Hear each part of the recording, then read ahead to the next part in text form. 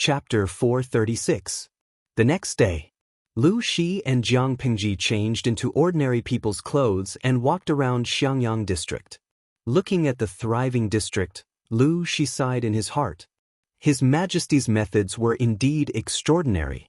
Father, are you tired? Do you want to rest in a tea house? Jiang Pingji brought Lu Shi to see Xiangyang district. Although Xiangyang district was not very prosperous at the moment, according to her plan, it would be reborn in a few months' time. Even Shangjing City could not compare to it. Jiang Pingji took the opportunity to talk with Lu Shi about governance. Her father had a deep understanding of governance. He was almost omniscient. He could point out many of her doubts. Jiang Pingji used to be the commander of the army, but the commander and the district magistrate were two different concepts. In terms of governance, even if Jiang Pingji had knowledge that surpassed the times, she still had to learn a lot. When I retire one day, I'll come to your place and buy a house so that I can retire in peace. Jiang Pingji said, if you want to buy a house, you don't have to pay for it yourself. I have lots of land deeds. She could buy as many as she wanted for a penny. The first batch of houses were given to her subordinates, and the remaining 50 or so were hers. The second and third batches were ready to start construction. Jiang Pingji did not lack land deeds and house deeds. Lu Shi was speechless. Fortunately, the world is in chaos. Otherwise, you will be impeached. He did not need to think to know what his daughter had done. The land deeds she mentioned were not from a legitimate source. She was the district magistrate, and she had the final say in all the internal affairs of the district headquarters. 09 Xiao Shu Net. If she wanted to buy back the land deeds with a penny, who could say no? Lu Shi stepped on the flat bricks, and his wooden clogs made a rhythmic clacking sound. It was crisp and pleasant to the ears. I noticed that the people here are well-mannered, Lu Shi said. There is no filth on either side of the street. You will be fined for littering, and the fine will be double the previous one. There are trash cans on either side of the road, and you can throw it away if you walk a few steps. If you don't lack money, you can throw it away. As long as you have enough property to compensate the district headquarters, I don't mind. Even if Jiang Pingji didn't issue such a decree, the phenomenon of people randomly throwing rubbish or spitting had decreased. The entire road was paved with green bricks. When had they ever seen such a smooth and clean road in their lives? If there was an eyesore, how uncomfortable it would be to look at it. Most of the places in Xiangyang district were under construction.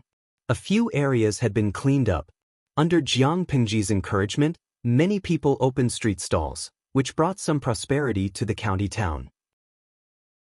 There was no good tea in the tea house, so she ordered 2 big bowls of tea. The color was a little muddy, but the smell was not bad. Although it's your first time governing, you're doing much better than me. This was probably the talent that Min was talking about. Lu Shi shook his head secretly. When he was in charge of Hu County in the past few years, he had worn himself thin and weak.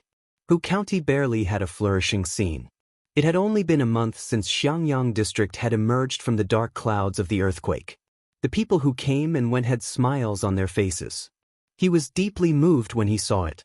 He did not know if it was because he was too weak, or because His Majesty was too powerful. Jiang Pingji said, like father, like son. Lu Shi knew that the words were meant to make him happy, but he could not help but feel proud. He said, that's true. It's a family tradition. The father and son were narcissistic and praised each other in disguise. After drinking tea and putting down 2 coins, Jiang Pingji brought Lu Shi to the brick kiln. Father, I'll take you to see something. She ordered people to encircle the area of the brick kiln. Entry and exit had to be strictly checked. According to Jiang Pingji's plan, green bricks would become the specialty of Xiangyang district in the future, so technical protection was very important. They entered the brick kiln with their personal seal. The closer they got, the hotter the surrounding temperature became. It was a hot summer day. Soon, Lu Shi's forehead was sweating. What are you looking at? Lu Shi was curious. Knowing that Jiang Pingji had arrived, the craftsman of the brick kiln quickly came out to welcome her. She waved her hand to indicate that there was no need for formalities. How are the things I asked you to make a while ago? Jiang Pingji asked the craftsman of the brick kiln as she walked. I've made 6 batches.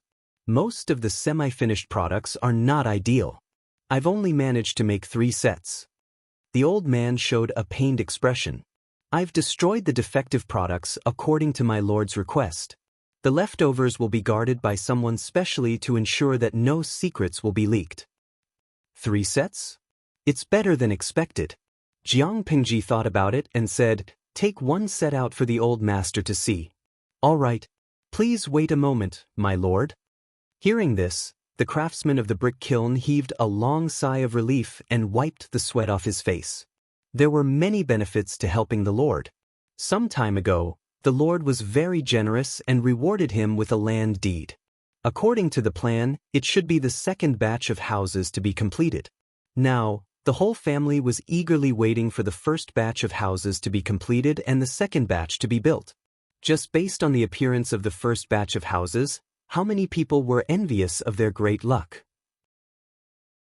With many years of experience in making pottery, they had won the Lord's favor. Now, the whole family was living a good life. The craftsman of the brick kiln carefully took out a long box and opened it carefully. The audience in the streaming room thought it was a rare treasure. They didn't expect to see a glass tea set lying inside.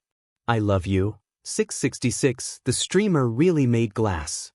Lao Cg Lianmeng. It's indeed glass. Although the purity isn't very high, it's very exquisite. According to the usual plot of novels, this thing was worth a lot of money. The key was that the cost was low. A set of glass could be sold for hundreds of thousands of strings of coins. I'm asking you if you're afraid of this profit. 1,000 strings of coins was equivalent to 1 tael of silver. What kind of concept was hundreds of thousands of strings of coins? Even robbing a bank wasn't that domineering. Little angel, #propping my chin. I'm curious who the streamer wants to trick with this glass. Shenzhushu, it must be someone with a lot of money. If it's not the tycoon of Dongqing, then it's the idiot of the north borderline. Naturally, people today had never seen glass, not to mention that the glass was indeed beautiful. It was exquisite and beautiful. This thing, how much does it cost? Lu Shi's eyes were filled with amazement. He was a little obsessed, but he quickly returned to normal. It's very low. Jiang Pingji didn't specify the exact amount. She just used her thumb to point at the brick kiln behind her. She smiled and said, "When the bricks are baked, they're also baked. Father, look at it. How much do you think it's worth?" Lu Shi pondered and said, "Priceless. You want to show me this thing to show your filial piety?" "Of course. But isn't Xiangyang district too poor? Now we don't even have enough food. I wonder if father can help me?" Jiang Pingji smiled and took out a round bowl that was a few times smaller than a woman's palm. She held it with 2 fingers and it looked very beautiful under the light. I heard that in the north borderline, the rich are very rich. They raise horses and cattle in herds. They spend a lot of money without frowning. In order to show their noble status, they like to collect rare treasures. Is this true? Lu Shi understood her intention. It turned out that she wanted him to help her sell it. He asked, "That's true, but they won't be interested in ordinary objects. As for this, there's no doubt that it will definitely be sought after by the nobles of the north borderline. How does Lanting plan to price it?" "How about 150,000 strings of coins?" Lu Shi was so shocked that he almost dropped the glass cup. 150,000 strings of coins? Even robbing a bank wouldn't make such a huge profit. "Daughter, are you sure you didn't add an extra 0? If you can't exchange it with gold and silver, I don't mind using horses or cattle or sheep of equivalent value. Fur is fine too," Jiang Pingji said calmly. She didn't look like she was the one who had just opened her mouth like a whale. Chapter 437. Bow to the despotic tyrant. 150,000 strings of coins. Are you sure the streamer didn't say 10,000? Eli Chingda. Can anyone explain how much 150,000 strings of coins is? 10 fingers are not enough. So Tianyan. Hee, not to mention 10 fingers, even if you count the hands and feet of your whole family, you still won't be able to calculate it. Zhenshi Liugang. Let's put it this way. Different dynasties have different exchange rates between copper coins, silver coins, and gold. It fluctuates like foreign exchange. You won't understand even if I explain it in detail. To put it simply, 1 coin is equivalent to 1,000 coins. 1 coin is equivalent to $1 here, so 150,000 strings of coins. Can you guess how much money it is? Traveling to ancient times with a glass vase at home and becoming a billionaire in an instant. Are you afraid of such a huge profit? Selling a set of glass products for 150 million. Streamer, you're not just black-hearted, you're black-hearted from head to toe. Jiang Pingji looked at their comments and added helplessly. Host V, I'm not that black-hearted. Converting it to here, it's at most 70 to 80 million. Everyone, Dashinmatsi, this is the first time I know that it's not black-hearted to set a price of 7 or 8 yuan at 70 to 80 million. Slimming failure, streamer, you're great. Lu Shi steadied his heart to avoid being scared to death by his daughter. He looked at the glass tea set with a conflicted expression. After a while, he said, if there's only one set in the world, it's not impossible to sell it for 150,000 strings of coins. Jiang Pingji raised her eyebrows and said, it's definitely impossible to sell one set. That's why the price is set too high. Small profits but quick turnover can benefit more nobles in the northern borderline. The price should be set at a level that they can accept, but they don't think it's cheap. Lu Shi pondered for a while and his gaze turned to the glass tea set a few times. I think 5 to 20 strings of coins should be enough. We need to make a few more types of these things, and the price can be increased or decreased according to the purity. If we want the sales to be good, we have to plan carefully and promote their origins. After hearing Jiang Pingji's whopping price of 150,000 strings of coins, the audience felt that the streamer's father was very kind. Xianggu is the cutest. Have my values been corrupted? Why do I feel that glassware is cheap? To me Dalao, to the one above, you are not alone. Don't hu shuabaideo. To the previous poster, there are more than 2 of you. Jiang Pengji frowned as she looked at the rows of complaints. Isn't this price too low? Lu Shi said, that's a good price. If you want a good horse, you'll have to lower the price. The northern borderline was vast and rich in high-quality horses. They also kept a close eye on the various horse farms. However, there would always be people who would take risks for the sake of profit. The horse that Lu Shi gave to Jiang Pingji was smuggled out. It was originally meant to be presented to the king of the northern borderline, but the officials under him intercepted it and sold it. The horse that they gave to the king was slightly inferior. How could Lu Shi not know about this? Lanting, Amin often says that doing business is like fighting a war or ruling a country. There are many ways to do it. Once you master the rules, you can play with the entire market. Lu Shi smiled. His wife was an expert in business. She was the one who had built up the businesses of the second branch of the Lu family. He had been with her for many years and had learned a little. Leave this matter to me. You just have to wait for the money to come in. Jiang Pingji naturally believed in Lu Shi. Then I will control the number of kills and strive for excellence. Lu Shi nodded and added, the rarer something is, the greater its value. No matter how good something is, once there are too many of them, it won't be considered good anymore. I will stay here for a few more days to make a few sets of good quality and bring them back. From then on, don't make this thing in the kiln for the time being. Keep a close eye on the people under you. If anyone secretly makes it or spreads the skill, kill them. Don't be soft-hearted. I know. I have people who know how to make it. I know who leaked the secret. Jiang Pingji had a gentle smile on her face. The craftsman of the kiln could not help but feel his scalp go numb when he heard it. The old man had experienced things like learning a skill, secretly opening a kiln to make it, and then smuggling and selling it for profit when he was young. After all, it was a business with no capital. Who would not do such a good thing? He was not afraid of not having profits, but he was afraid of not having the guts. When he heard the conversation between the father and son, even he could not help but tremble. That was a few strings of coins. Who would not be tempted? However, what she said next made him shrink his neck. No matter how much money he had to be alive to spend it. Do a good job. When we make a lot of money, we won't forget your contributions. Jiang Pingji raised her hand and patted the shoulders of the craftsman. If you do a good job, I will remove your grandchildren's status as craftsmen. In the future, when the county opens a school, give them a free place to study.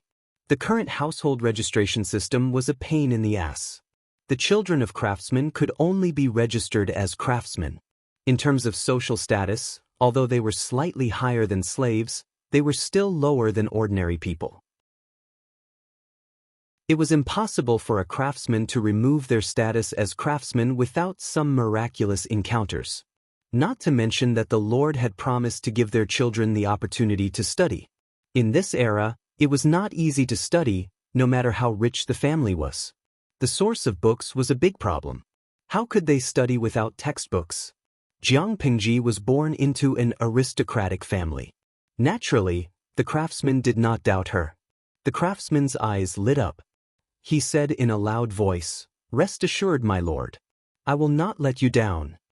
For the sake of the bright future of his descendants, for the sake of them becoming superior people, the craftsman of the brick kiln wished he could live here directly, keeping his eyes wide open to supervise everyone, managing every step well, and personally destroying all the glass waste. That's good. Jiang Pingji asked the craftsman to take out the 3 sets of glass tea sets. The best set would be given to Lu Shi. One would be used by herself, and the other would be kept in the government office of the county. The next day, Qiguan Rang came to work with sleepy eyes. When he opened the door, a strong golden light shone into the hall. The reflection made his eyes blur. What the hell was that? He squinted his eyes and found a set of exquisite, colorful objects on the table inside. All of a sudden, all the sleepy bugs flew away. Qiguan Rang was so scared that he quickly retreated to the door. He looked around and murmured, "Could it be that I'm not awake yet?" Qiguan Rang did not believe it. He took small steps toward the table. The beautiful objects had not disappeared. He carefully reached out his hand and touched it. A cold sensation came from his fingertips. They did not turn into bubbles? It's not a dream? His breathing became heavier. He stared at them with a serious expression. "What's wrong, Wenzheng?" After a while, Feng Jin came in with a large pile of dusty bamboo slips. Qiguan Rang was already inside. Chapter 438. Wenzheng. The bamboo slips that Feng Jin was carrying were piled high, blocking his view. When he didn't hear Qiguan Rang's response, he called again. "Ah!" Qiguan Rang then reacted and stood up to help Feng Jin carry some of the bamboo slips. "When did you come, Huayu?" "I just came a while ago. I saw you sitting there in a daze. I thought you closed your eyes and fell asleep." Feng Jin carried the large pile of bamboo slips to the short table behind the screen in the government office. He sorted them according to the contents of the strips of cloth stuck on each bamboo slip. The work was a little tedious and needed to be careful. This small room was full of such bamboo slips, which recorded the case files of Xiangyang district in recent years. The content was vast and complicated. Although Xiangyang district was not big, there were many messy matters. In order to restore the work system of the entire district headquarters as soon as possible, Feng Jin began to work overtime again. He was just not as crazy as he was at the beginning. He desperately hoped that his lord would quickly start to recruit talents and get more people to help him share the workload. Today's government office was obviously more females than males. The girls from before had all become external staff. Fortunately, they had these well-educated and well-mannered maidens. Otherwise, the few of them would be exhausted to death. In order to make it convenient for these girls to work, his lord specially opened up another government office. It wouldn't be too awkward to meet them occasionally. Feng Jin tidied up for a while and realized that there was no movement outside. He was suspicious. "Wenjing? What was wrong with Qiguan Rang today?" If it was in the past, even if he didn't want to speak, there wouldn't be such an awkward silence. Feng Jin was puzzled. He took out the bamboo slips that he didn't finish yesterday and planned to finish them in one go today. "What are you looking at?" At this time, Feng Jin realized that Qiguan Rang wasn't asleep sitting down. His mind was obviously taken away by something. "Wenjing, what are you looking at?" You're so fascinated. This thing. Feng Jin stopped nagging and his starry eyes widened. Suddenly, his hands loosened, and the bamboo slips in his arms fell to the ground. With a burst of crackling sounds, Feng Jin's toes were hit by the scattered bamboo slips, almost causing him to grimace in pain. How could Qiguan Rang be distracted when he heard the commotion? The two of them looked at each other, then tacitly shifted their gazes to the table. Feng Jin stopped tidying up the bamboo slips and hurriedly sat at the table. He secretly moved his toes. It hurt so much. He looked at the tea set on the table. What is this thing that emits colorful glaze light? Qiguan Rang was also puzzled. Does Huayu not recognize this thing? It can't be that serious, right? Feng Jin was born in the Feng family, which was one of the 4 noble families in Dongqing. His family had thousands of years of heritage. What did they not have in their family? Feng Jin had grown up in such a family. What had he not seen in this world? Qiguan Rang did not believe that Feng Jin had never seen this object before. In all honesty, Feng Jin had never seen this thing before. It looks like a tea set. Could it be a product of the northern borderline? Feng Jin picked up a small and delicate transparent bowl and carefully played with it. It was smooth and cold. It was summer and the weather was hot. There was no ice in the government office to cool down, so it was very hot. When Feng Jin touched the delicate teacup, his fingertips felt an indescribable coolness. It was cold and delicate, which made him love it so much that he couldn't put it down. The northern borderline? I don't think so. Qiguan Rang shook his head. His ancestral home was at the border, which was very close to the northern borderline. The customs of the two places were intertwined, and there were many commercial and trade contacts. If there was such a good thing, Qiguan Rang would have heard of it. I don't know who put this thing here. I saw it on the table when I came here. Even if Qiguan Rang did not have a hobby of collecting, he could see the value of the thing in front of him. It was definitely expensive. Feng Jin put the tea bowl back, but his eyes could not help but wander. He liked it the first time he saw it. Why don't we find someone to ask who came to the government office last night? Such a treasure can't just appear out of thin air. When Feng Jin was about to get up, he saw Su Ku rubbing his eyes. He looked like he did not have enough sleep, and there were still some green circles under his eyes. Wenjing Huayu, you two are really early today. Su Ku called out. He keenly noticed that the two of them were behaving strangely. Then, his gaze was attracted by the set of incomparably dazzling glass tea set. What is this? The casting material is cold and hard, and there are no gaps. I've never heard of this before. The 3 people surrounded the set of glass tea sets. If Jiang Pingji had not swayed into the government office with a meat bun in her mouth and a pot of red dates and white fungus soup in her hand, the 3 people did not know how long they would be slacking. He frowned and shouted, "What are you doing? You don't deal with the government affairs early in the morning. Why are you gathering here for a meeting?" But the 3 people heard the movement and greeted one after another. When they looked up, they found that Jiang Pingji was carrying something in her hand. They recognized the red dates and white fungus soup, but they had never seen a lump of red dates and white fungus soup floating in the air. I saw that you have been tired recently, so I asked someone to make this red date soup. The temperature is just right. Jiang Pingji turned over the 3 inverted long glass cups on the table and poured a cup for each of them. The red dates and white fungus soup was personally poured by the Lord. Even if it was poisonous, they had to drink it. Each of you has a cup. Wash it yourself after using it. If you don't mind mixing the cups, I won't say more. Jiang Pingji poured a cup for herself. She found these red dates from the warehouse of the district headquarters.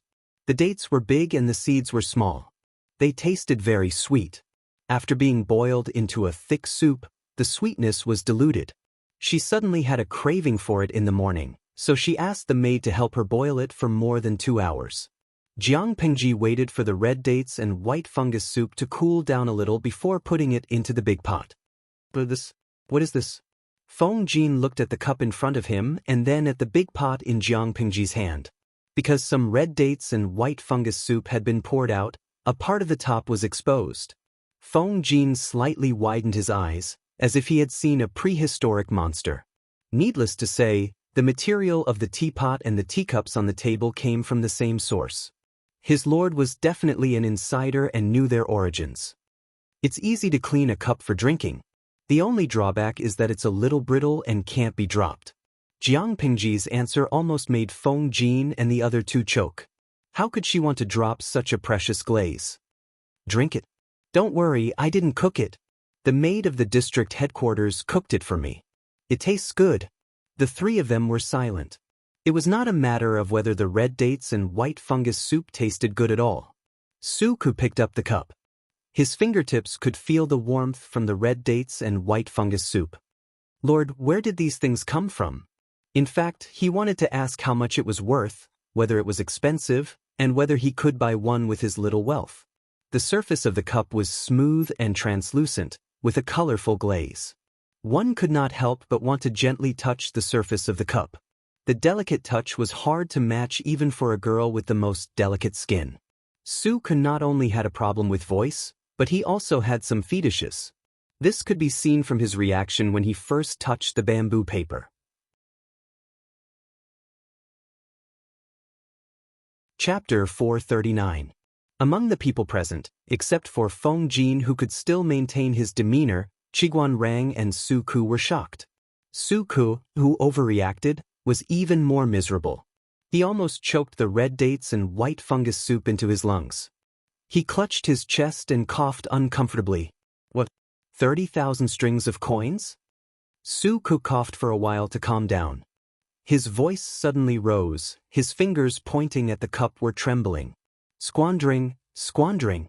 He was very clear about how much money his lord had. Where did he get the 30,000 strings of coins to buy such a flashy but impractical thing? As the housekeeper of the entire district headquarters, Suku almost fainted from anger, but he forgot that Jiang Pingji did not have that much money. Even if she used the entire Xiangyang district to pay off the debt, she would not be able to get that much money, let alone embezzling it. The so-called 30,000 strings of coins was just said to tease the three of them. She did not expect them to be so easily teased. Qiguan Rang and Feng Jin were the first to react. They looked at the smiling Jiang Pingji with a serious expression. My lord is not the kind of person who indulges in pleasure. Why would you spend 30,000 strings of coins to buy such a thing? Don't tease me. Even though Feng Jin was from the Feng family, he would not spend 30,000 strings of coins to buy a set of collectibles. It was not that he could not afford it, but he was more pragmatic. TK, the three of you really can't take a tease. When Coach Meng and Coach Luo come later, don't expose me. With such a playful master, the three of them were also mentally and emotionally exhausted. These things were made last night when I was baking the green bricks in the kiln. The quality is uneven. Those aren't the best glass. I originally wanted to destroy them, but thinking of your hard work, I stole a set and left it in the government office. Jiang Pingji smiled, revealing her white teeth. She looked proud. How about it? Do you think it's worth 30,000 strings of coins? 30,000 strings of coins? Why didn't she just rob the money? Suku's face was full of resentment. He thought his lord was a little more mature, but he did not expect her to be so bad. Feng Jin straightened his mind and carefully looked at the object in his hands. After thinking for a while, he slowly opened his mouth. This thing is rare in the world. It can be said to be a work of art.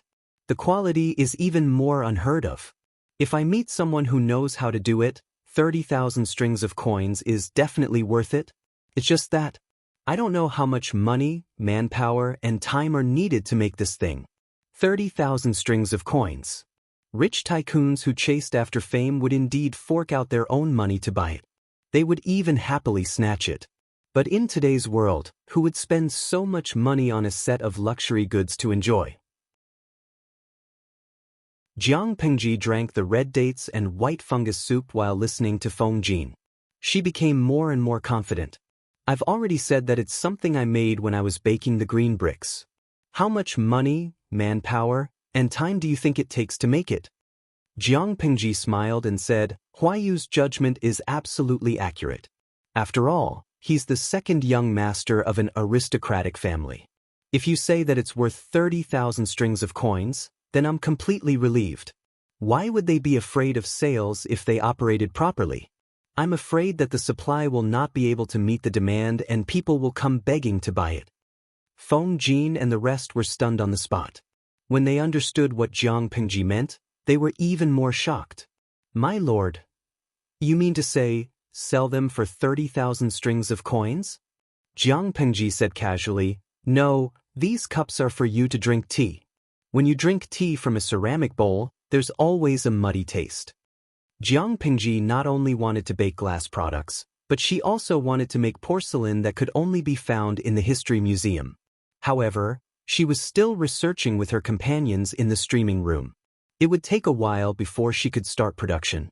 Seeing the three strategists' dumbfounded expressions, Jiang Pingji said shamelessly, Your lord, I sympathize with my subordinates.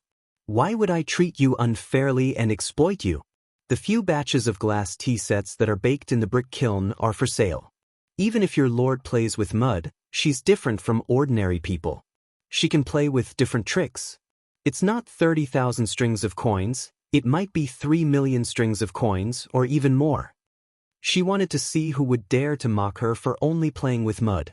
If she didn't play with mud, where did the green bricks in Xiangyang district come from? Where did the glass in the brick kiln come from? Although Jiang Pingji didn't show a proud expression, her eyebrows were raised a little more than usual. Feng Jin and the rest were too shocked and didn't notice this detail, but the viewers in the streaming room were sharp-eyed. Jindan jigging. Tee, look, the streamer is so proud of herself. Buziya, if you didn't remind me, I wouldn't have noticed this detail.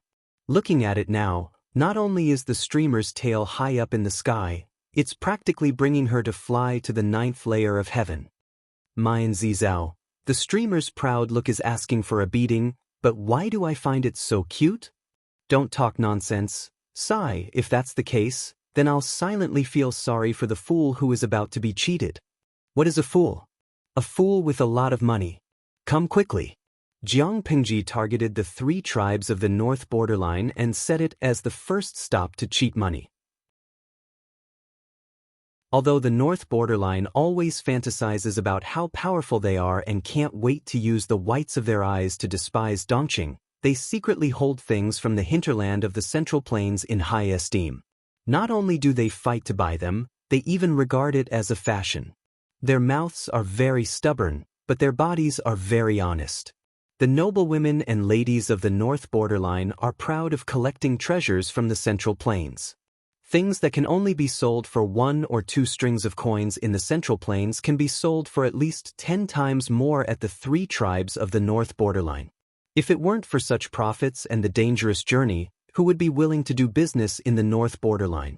Su Ku and the other 2 were shocked by Jiang Pingji's bold words. They even forgot how to speak. Feng Jin was the first to react. He said solemnly, My lord, you have to protect the manufacturing method closely. Don't worry. Before we earn enough money, I'll send someone to keep an eye on the brick kiln. Lu Shi had reminded her about this matter, and Feng Jin mentioned it again. How could Jiang Pingji not take it seriously? She had already thought of a way to deal with it. The rarer something is, the greater its value. If there's too much of it, it'll be worthless. Whoever dares to cut off her source of wealth, she'll cut off her descendants. Su Ku's expression was dreamy. He only found his voice after a long while. My lord, these things? How much exactly do they cost? They come with the bricks. It's just a few coins, right? Jiang Pingji said uncertainly. Everyone was silent again. Things that cost a few coins. Selling them for 30,000 strings of coins. Doesn't your conscience hurt? Su Ku subconsciously raised his hand and touched his chest. They were the ones who earned money. Why should his conscience hurt? Not only did it not hurt, it was also alive and kicking. The 3 of them shouted in unison, Great! Host V, when this batch of glass is sold, the Xiangyang district government will have the money to pay salaries. Jiang Pingji's words were like a fake bomb that exploded. The audience in the streaming room was so shocked that they couldn't react. What did the host say? Pay salaries? The audience in the streaming room was still immersed in Jiang Pingji's shamelessness. They didn't expect her to be so shameless.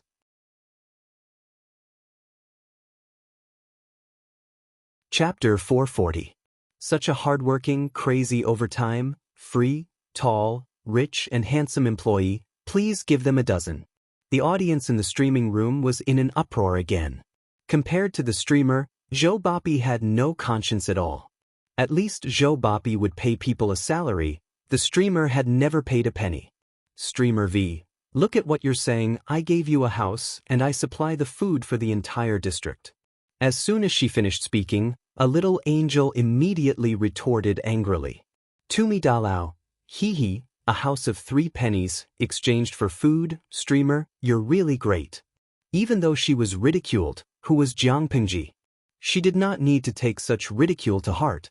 Jiang Pingji said very generously, before this batch of glass is sold, the brick kiln will not continue to produce glass. After all, the rarer something is, the greater its value, the quantity must be strictly controlled. But we will also start to study other things. Oh, you're all on the same side as the Lord. I can treat everyone badly, but I can't treat you badly.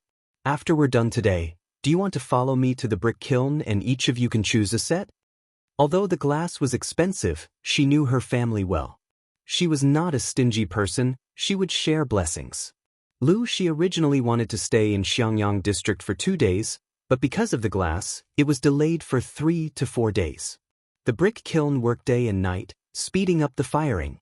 The defective products were ruthlessly eliminated and destroyed. The quality glass teaware was carefully packed and placed in a box piled with layers of brocade. Just as Jiang Pingji ridiculed, glass was too fragile. To prevent the treasure from being damaged and losing tens of thousands of strings of coins, the protection work had to be done well. Who could afford to pay for it if it was broken? Although the audience in the streaming room ridiculed her for being too shameless, one thing had to be admitted, no matter how many fakes they were originally made, their true value lay in the market price at the end of the sale. The glass teaware indeed had a market value of tens of thousands of strings of coins. In other words, their lord gave away something that was easily worth tens of thousands of strings of coins? The 3 of them were a little confused by this explosive news, and they subconsciously opened their mouths to thank him.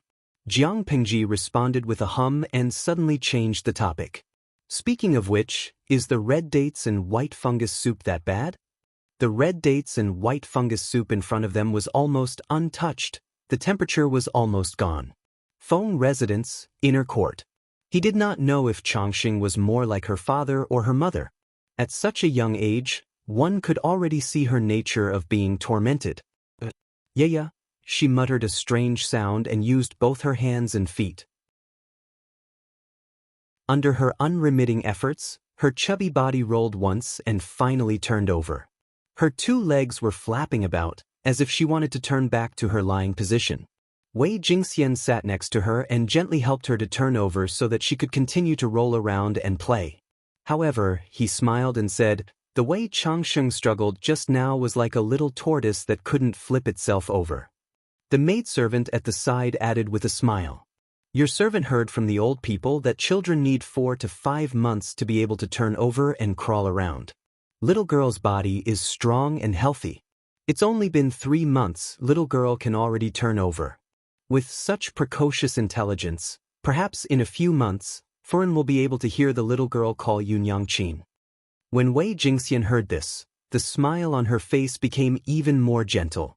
In terms of character, she did not know whether Changxing took after her or Feng Jin. She was stubborn, lively and active. If Changxing had to turn over and roll around to play, then she must rely on her own ability. Previously, Wei Jingxian saw that it was difficult for her to roll and she could not turn over for a long time.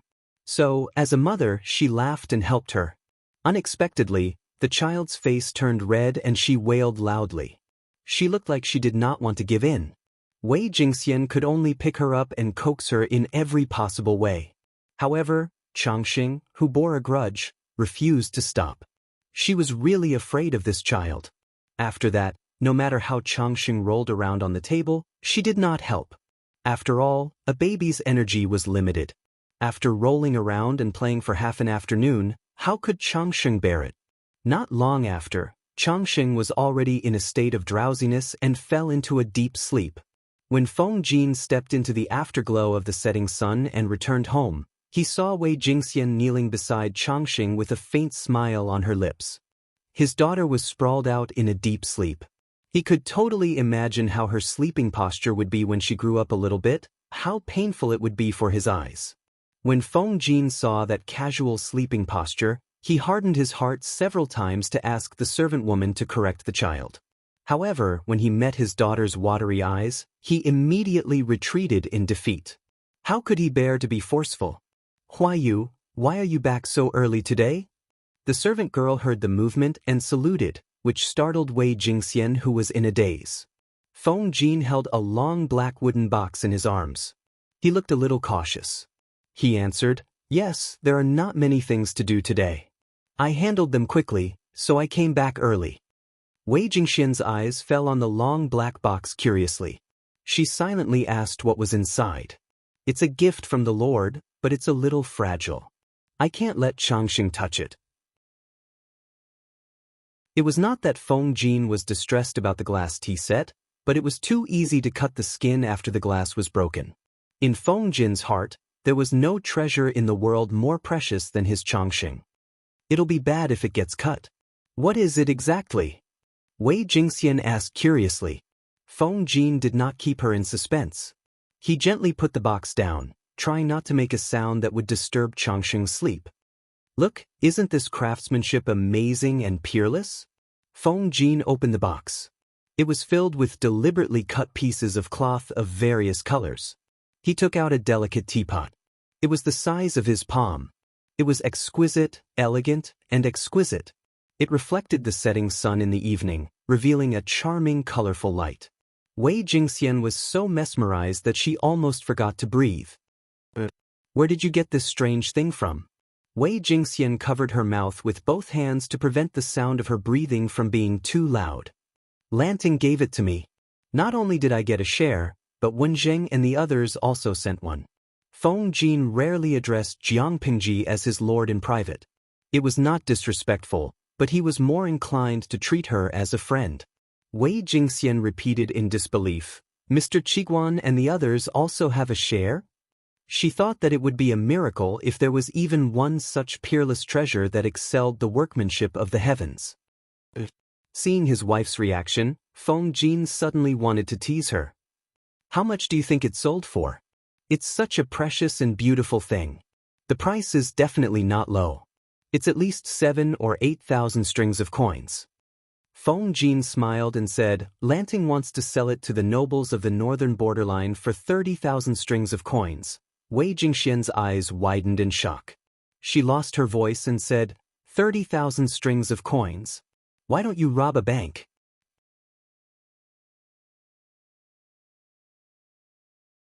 Chapter 441.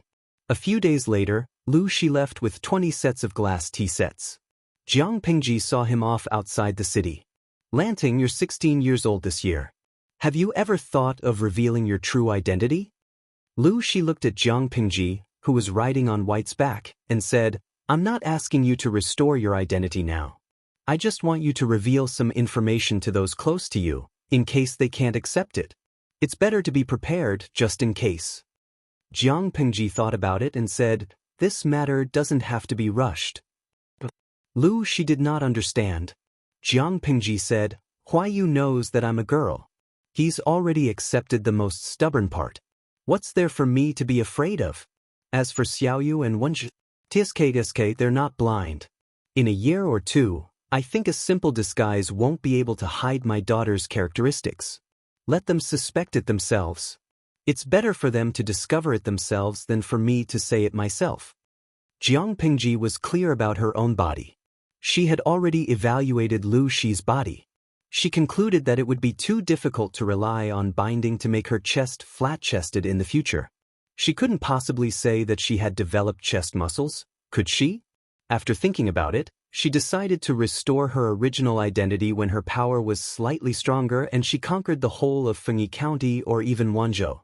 Even if Lu Shi hadn't reminded her, Jiang Pingji had the intention to slowly reveal her intentions.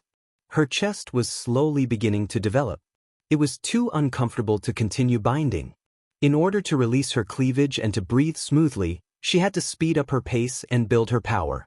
Lu Shi saw that she had her own plans and felt reassured. The father and daughter exchanged a few words, then he asked the horsekeeper to set off. "Let's go."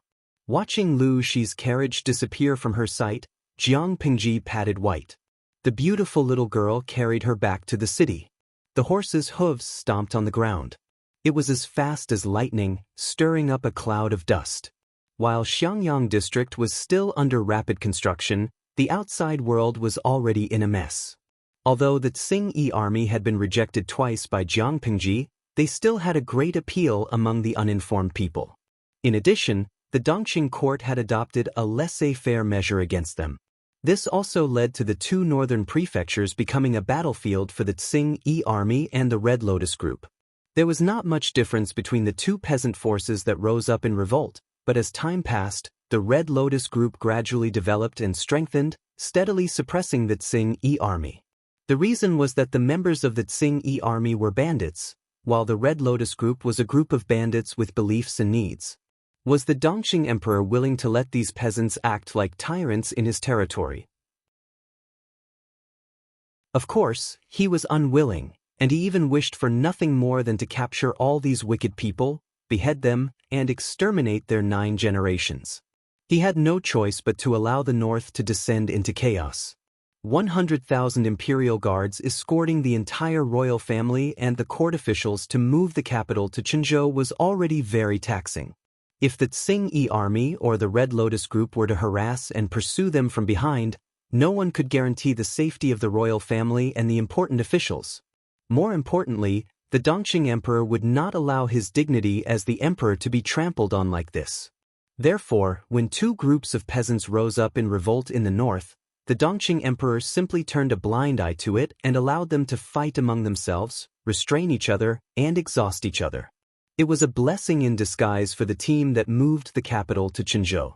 They traveled steadily and did not encounter too many disturbances along the way.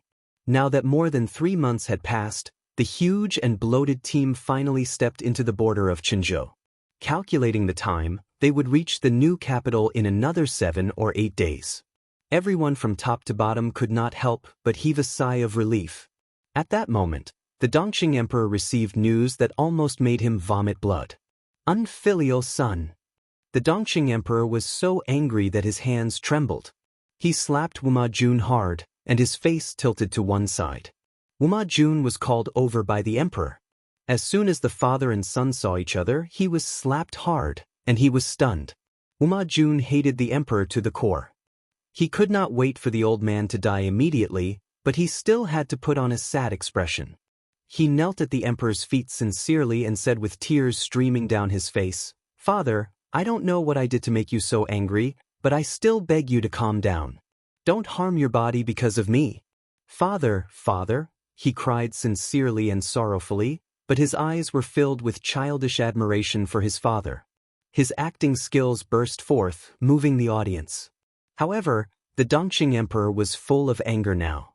How could he be fooled by Wuma Jun's performance? The more Wuma Jun acted like this, the more disgusted he felt. Therefore, he did not suppress his anger at all. He simply slapped Wuma Jun again so that both sides of his face were symmetrical. "Bastard!" When he spat out these 2 words, Wuma Jun's face turned pale. His eyes revealed a strong hatred. "Father, I have no problem with you slapping me, but you have to let me know what I did wrong, right?" Wuma Jun really hated the emperor in front of him, but he yearned for the emperor's unscrupulous supreme power. Look, if the man in front of him was not the emperor, how could he casually slap him, trample on his dignity, and disregard his character? It was all because the man in front of him was the emperor. At that moment, his inner obsession with the emperor's power climbed to the peak. "What did you do wrong?" "Ha, you bastard, what right do you have to ask me what did you do wrong?" The Dongqing emperor was so angry that he wanted to laugh at his stupid son. He was handsome, but why was he so stupid? Did he really think that he was the only smart person in the world? Let me ask you, why was Prince Changshu able to take my transfer order and leave Zhangzhou with his troops to Quanzhou? This man has the ambition of a wolf. Are you blind that you didn't see it? Once he shed all pretense of cordiality, both you and I will die without a burial place. Without the emperor's decree, Prince Xianxia would not have been able to pass through all the checkpoints without losing a single soldier. The sun in front of him really made him feel cold.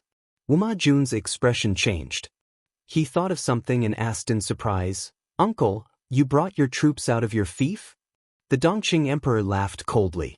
"Yes, 150,000 soldiers and horses were only 2 days' journey from here.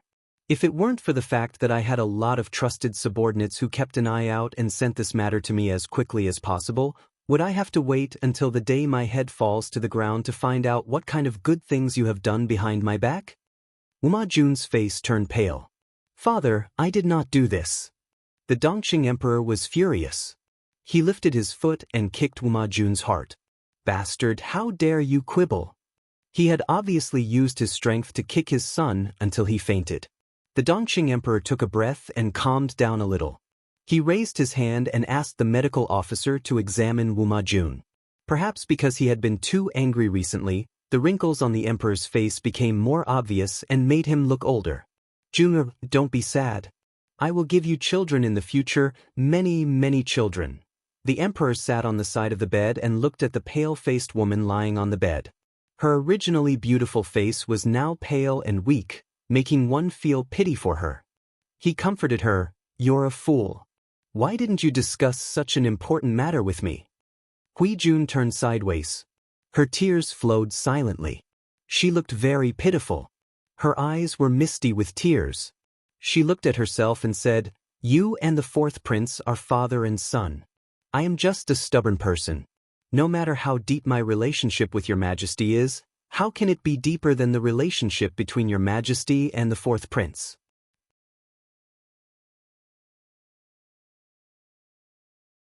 Chapter 442. The emperor's gaze was so gentle that it could drown a person. Hui Jun seemed to be a little shy from his gaze and turned her face away slightly. "Beloved, the person I love the most is you," the emperor said affectionately. Hui Jun blushed and immediately thought of something. She said, "You don't blame me anymore?" "When did I blame you?" The Dongqing emperor said. "That's all that unfilial son's fault. Why should I blame you?" Hui Jun's heart calmed down. She blushed shyly, which made people's throats itch. Then what about Prince Xianxia? He's leading troops and has a fake imperial edict forged by the fourth prince. It's okay.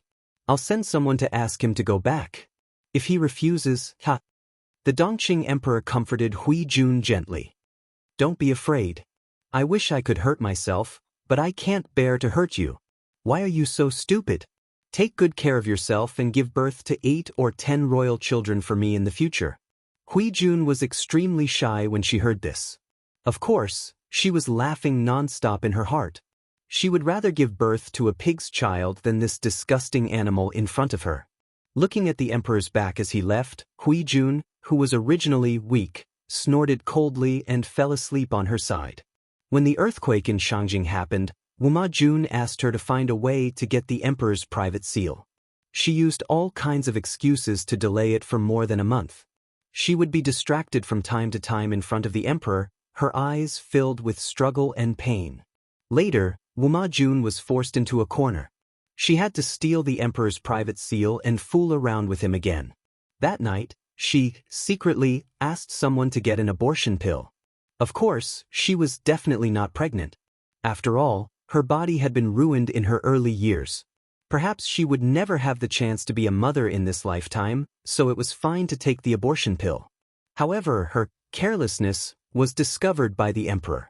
Under his relentless questioning, she painfully revealed that Wuma Jun had forced himself on her during the day. She also revealed that Wuma Jun had asked for the emperor's private seal. In order to prevent Wuma Jun from being eliminated so quickly, she begged the emperor not to pursue this matter. For this, she put in a lot of effort. She drank medicine and tried to commit suicide. In any case, she wouldn't die. The people the emperor had arranged to be by her side wouldn't let anything happen to her. Therefore, Hui Jun was having a good time. The emperor, on the other hand, was exhausted. Perhaps the emperor also wanted to see what Wuma Jun was going to do with his personal seal. Perhaps her pleading had worked, so he had been holding it in for the past few days. Until he accidentally received news that Prince Changsho had led his troops to Qinzhou. The emperor was instantly enraged, and that was what had happened just now. Hui Jun did not understand politics, but she knew one thing. It's easier to invite the devil in than to send him away. Prince Changsho rushed over from Kaifeng with hundreds of thousands of troops. He was ambitious, so how could he be willing to be sent back? It would be best if they fought until their faces were red and their necks were swollen. Their brothers would quarrel with each other and they would not be in the mood to care about the news from the north. She would find a way to kill anything that could threaten her Lang Jun in the cradle. For example, the ambitious princess of the northern borderline. Hui Jun used her status to torment her. His mind was filled with all sorts of nonsense. Hui Jun yawned lazily. She thought about whether she should jump into the water to commit suicide tomorrow, or continue to lie in bed and pretend to be pitiful. When she thought of Wuma Jun and his son, she secretly rolled her eyes. How could such filthy people be the noblest royal family in the world? Hui Jun did not like palace fights. In addition, the emperor valued her. He slowly arranged for more and more confidence. The conspiracies in the harem could not be used in front of her. However, as an arrogant and pampered imperial concubine, it did not mean that she would not cause trouble for others. It was boring on the road. Bullying the emperor's beautiful concubines and the old and faded empress became her daily routine. Bring me the bronze mirror. Hui Jun had just fallen asleep when she thought of something. She ordered the palace maid to bring the bronze mirror. Her body was getting healthier. In order to maintain her sickly appearance, she did not torment herself into a serious illness. Instead, the palace maids around her fell ill one after another. She opened her watery eyes and saw that the woman in the mirror was still as beautiful as ever. She sighed faintly. Why was there such a stunning beauty in the world? Daily Narcissism 1/1 completed. Hui Jun was not a person who paid much attention to her appearance. However, she faintly realized that such a perfect body had something to do with her Lang Jun. What kind of method could make a person with average looks become a beauty that could cause the downfall of a city? Hui Jun felt that this was probably the method of a deity. Thus, she slowly began to pay attention to herself in the mirror. She compared herself in the mirror with the one in her memory. Gradually, she developed the habit of looking at herself in the mirror. She enjoyed it very much.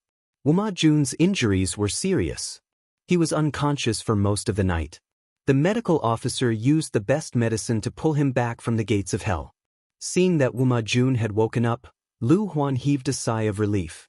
"Husband, you're awake." She was only 13 years old. Her figure was petite and weak. However, her belly was very big. It was only 5 months, but her belly was bulging like a balloon.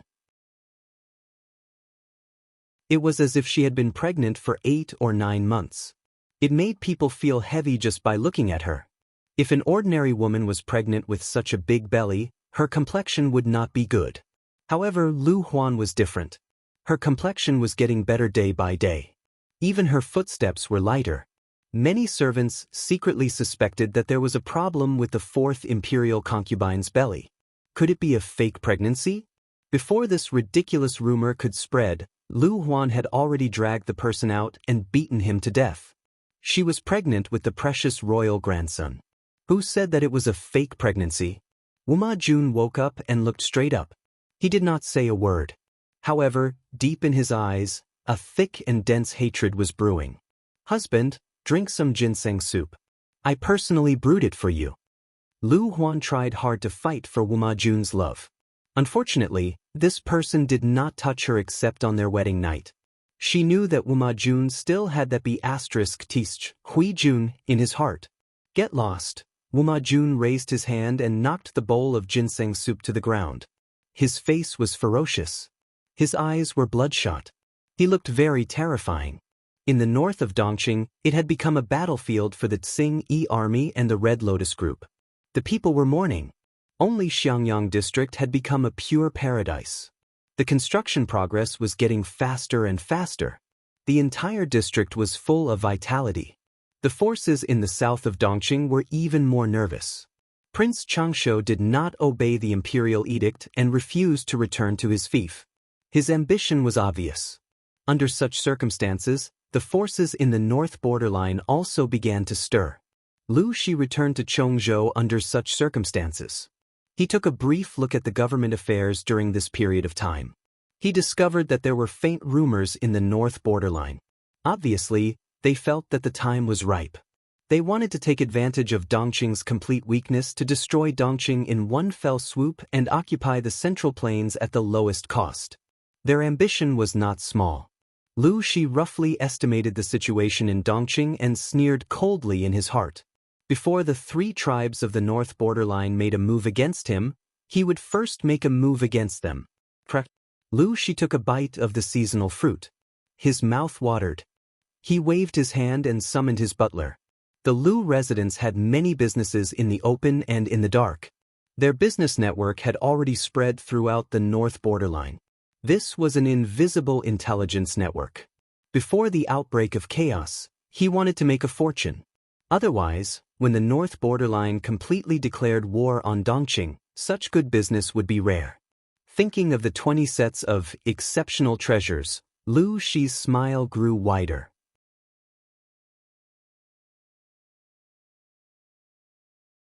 Chapter 443.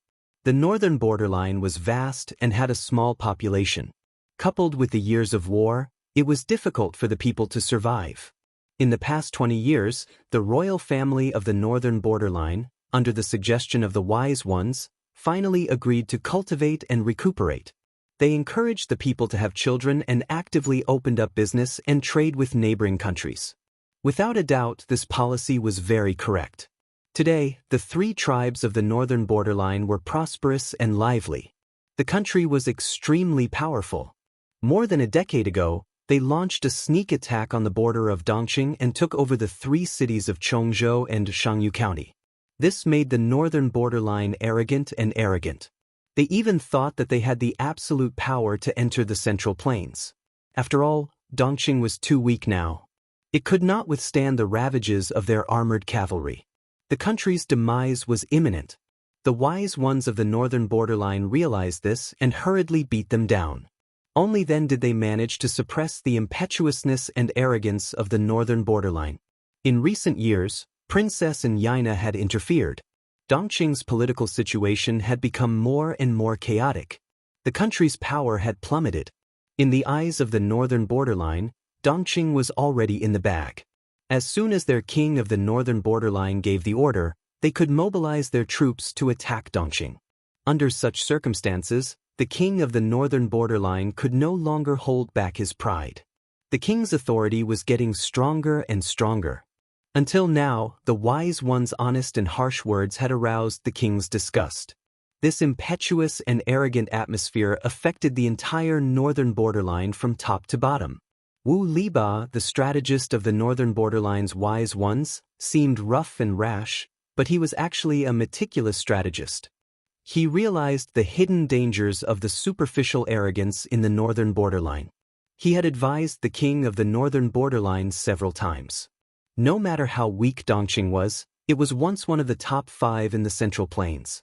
They should be extremely cautious when facing this enemy. Since ancient times, were there any lack of examples of arrogant soldiers being defeated? However, no matter how Wu Liba quoted from the classics, the king of the northern borderline did not listen. He even berated him harshly. Faced with this situation, Wu Liba was both worried and sad. He was not afraid of anything else. He was afraid that the northern borderline would become arrogant and look down on the enemy because of a small victory. Today, he was scolded by the king of the northern borderline again because of his advice. He hoped that the king of the northern borderline would order in order to restrain the excessive extravagance of the subjects and the exaggerated status of showing off their wealth. He pointed out the shortcomings and spoke generously, but the king of the northern borderline did not accept it. Wu Liba sighed. This was not a good thing for the north borderline, but he could do nothing about it.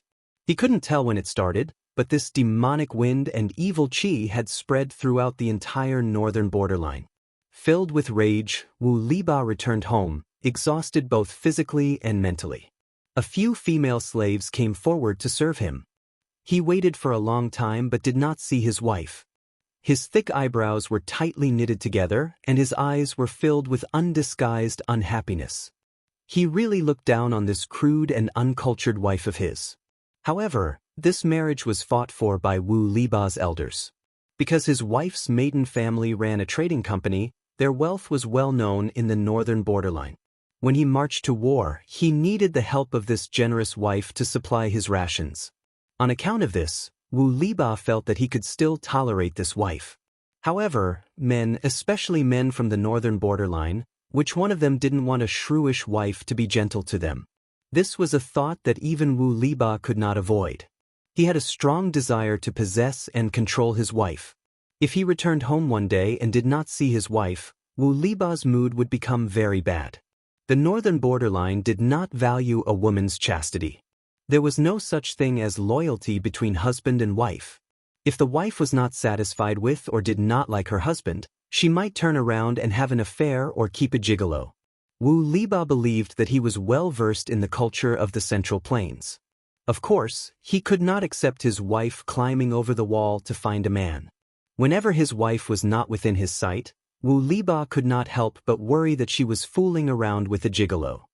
He was in a bad mood and asked the female slave in a gruff voice, "Where did Madam go?"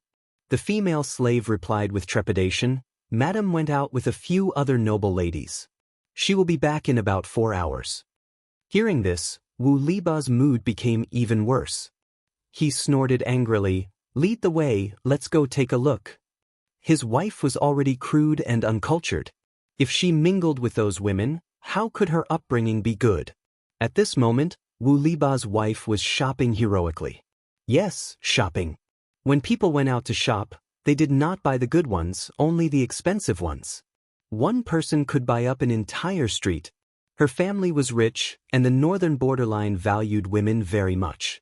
Hence, Wu Liba's wife did not lack money. Moreover, her husband was a brave general of the northern borderline. He was from the Wise Ones clan and was highly respected. Even the king of the northern borderline had to treat him with respect. Wu Liba's wife's life could not be more comfortable. When she was bored, she would bring a group of sisters to sweep the streets. Now, a group of northern borderline noble ladies were eagerly waiting for the treasure house's shopkeeper to deliver the treasures. "Ladies, sorry to keep you waiting." The treasure house's shopkeeper was of mixed blood. He had the gentleness and elegance of a man from the Central Plains, but also the boldness and valiance of a man from the northern borderline. If not for the fact that he was already 45 years old and had a few granddaughters and grandsons, many high-ranking officials in the northern borderline would not be at ease to let their wives frequent the treasure house. This man was too charismatic. If he were to sleep with his wife while shopping, it would be a grievance. The shop often sold precious smuggled goods. This was also the favorite place of the northern borderline's aristocrats because the goods were good and expensive. The man held a box steadily in both hands. His slightly thin lips spoke in an elegant and tactful tone. These noble ladies even dared to press their husbands to the ground and beat them up. Usually, when they shouted, their voices could be heard from miles away. However, in front of this elegant middle-aged man, they could not help but display the demeanor of a lady. They patiently waited for him to slowly open the box and reveal the rare treasures inside. "This is a colored glazeware. Ladies, please take a look." After the box was opened, the ladies' eyes were all attracted by the items lying quietly in the box. Wu Liba's wife only came to her senses after a while. She opened her mouth and asked, "Mr. Shopkeeper, how much are these treasures?" The shopkeeper said, "This is a set of teaware. The quality and workmanship are rare in the world. The price is a little expensive." Wu Liba's wife said with a smile, "Could it be that shopkeeper is worried that I cannot afford it?" The shopkeeper said, "Madam must be joking. Madam's family is rich enough to rival a country. Everyone in the Central Plains knows that. How could Madam not be able to afford it? Even if you really cannot afford it, for Madam's sake, this set of treasures should lower its price and beg you to take it away." A treasure should be matched with a beautiful woman. Only a beautiful woman like Madame can bring out its value. Madame Wu Liba's cheeks reddened. The smile on her face grew brighter. Shopkeeper is really getting better at talking. There was no woman who did not like to be praised. Madame Wu Liba was even more so. Although the other ladies were not as rich as this one, they were also extravagant. They hurriedly inquired about the price. The shopkeeper's eyelids narrowed slightly. He said gently, "This set is of above-average quality. It is not considered the best. Therefore, it is only sold for 25,000 strings of coins." 25,000 strings of coins? This price made many of the ladies hesitate. It was not that they could not afford it, but they felt that it was slightly expensive.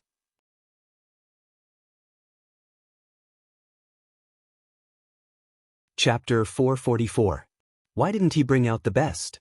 Of course, it was to test the ladies' acceptance of these colored glaze wares. Otherwise, how could he set the highest price? The shopkeeper still had a smile on his face as he calmly pacified her. "Madam, please don't blame me. I'm not being rude to you, it's just that. Sigh, if this humble shop brought out the best treasures, it would raise your standards. When that time comes, what treasures should this humble shop bring out to attract your attention and make you linger here?" Madame Wu Liba blushed and clicked her tongue. "Just bring out the best, why are you worrying about this? Could it be that all the things this madam had bought from you over the years were all fake? Good or bad, when did I not take care of your business?" The shopkeeper smiled warmly and turned to go upstairs to retrieve the set of glass tea wares that he wanted to sell at a high price. The previous set was already eye-catching enough, but in front of this set, even the slightest flaw was magnified.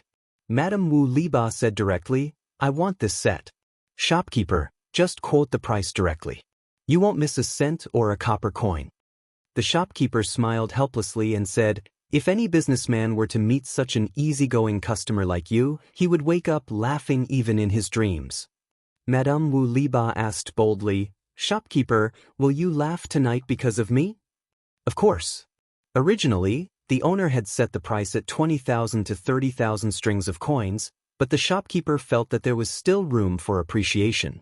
Wasn't the most successful businessman trying to maximize the value of a product?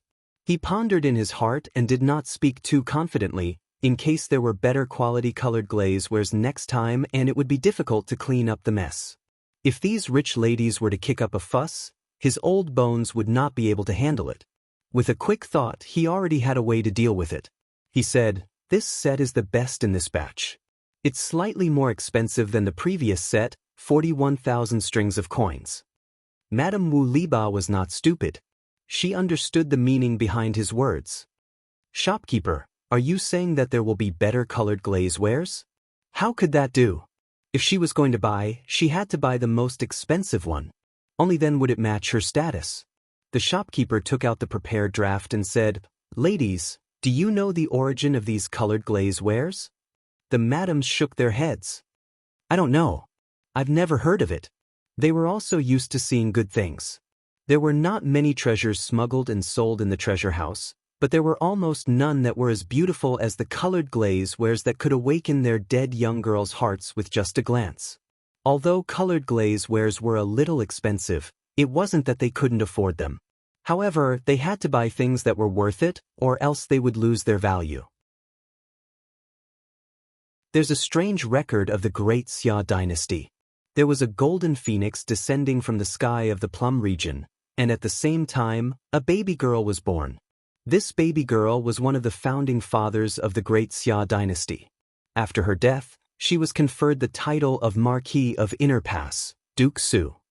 The shopkeeper explained in detail to the madams, these colored glass artifacts were found at the place where the golden phoenix landed. Each one of them is magnificent.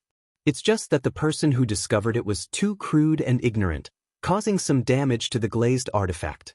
It's no longer as stunning as it was before. Madame Wu Liba was the most cultured among the madams, and she loved to show off her culture. She said, "I've heard of this story before. It's said that Marquis of Inner Pass, Duke Su, had the life of a golden phoenix. She was a goddess who descended from the heavens. These colored glaze wares, Could they be celestial items that came with Duke Su from the Heavenly Palace? The shopkeeper hesitated and said, I don't know about this. These colored glazewares have been buried deep underground for hundreds of years. A while ago, the earthquake in Dongqing allowed them to see the light of day. The store had to expend a lot of resources to get a few sets of them. Now we're still thinking of ways to get more. The set in front of us is the best one in our shop's collection. When the madams heard this, they couldn't help but be surprised. Their already wavering hearts became even more one-sided. Even if they didn't have a legendary background, they were still tempted. Now that they heard this story, they wanted to snatch it. Madame Wu Liba saw the expressions of the madams and secretly regretted it. Why did she mention celestial items for no reason? The shopkeeper took in their expressions and smiled warmly. Madam, do you want to buy them? Madame Wu Liba decisively made the decision. Without waiting for the others to speak, she said, Of course I want to buy them. It's just 41,000 strings of coins. Shopkeeper, wrap them up and send them to my house. Also, if you have better colored glazewares here, don't forget to inform me. The few madams actually wanted to buy them at a higher price. However, this treasure house had its own rules and wouldn't resell them. If they increased the price, they might even offend Madame Wu Liba. It really wasn't worth it. Every treasure had a price. If a customer was the first to buy it at the set price, even if the subsequent customers increased the price by 100 times, they wouldn't resell it. The few madams were regular customers. Of course, they knew the shopkeeper's temperament. The more upright he was, the more it showed his strength of character. He was obsessed with earning money, but he didn't stink of money. Many noble ladies from the North Borderline wanted to invite him to be their guest. However, he was loyal to his wife. The Princess Royal of the North Borderline had also offered him an olive branch, but he wasn't moved. He had such strength of character, humor, looks, and talent. There wasn't a single part of him that wasn't good. How could he not be attractive? Another plump madam opened her mouth. Shopkeeper, take out all the colored glazewares here. The shopkeeper smiled and agreed. He personally brought them out. When the 9 sets of glass teawares were lined up, the dazzling sight made even some madams who didn't have any intention of buying feel tempted. At this moment, there was only one thought in everyone's mind. Don't be afraid of the price. Buy. The shopkeeper had been dealing with these noble ladies for many years. He naturally knew their extravagant purchasing power. They always bought the most expensive and not the best. These 9 sets of glass teawares, the cheapest was 23,000 strings of coins. Excluding Madame Wu Liba's set, the most expensive was 33,000 strings of coins. The few madams bought 5 sets and kept the 4 cheapest sets. The total was 146,000 strings of coins. Sigh, this money was easy to earn. It was even better than robbing. The shopkeeper sighed silently in his heart. He admired his young master even more. He had seen his old master Madame Gu's money-making methods. Ever since Madame Gu passed away, the shopkeeper had never seen someone who was more ruthless in earning money than robbing a bank. Until he met Madame Gu's child. He could only sigh with emotion. When Lu Shi asked him for help, his heart that had been dead for a long time came back to life. He loved to earn money, but he loved the thrill of tricking people even more. He had obviously slaughtered the customers until not even their bones were left, but the other party still felt that he had earned a lot. Based on Madame Gu's evaluation of him, it was probably because he had gained intellectual satisfaction from a mentally handicapped customer. In short, the feeling of superiority was indeed addicting to the shopkeeper.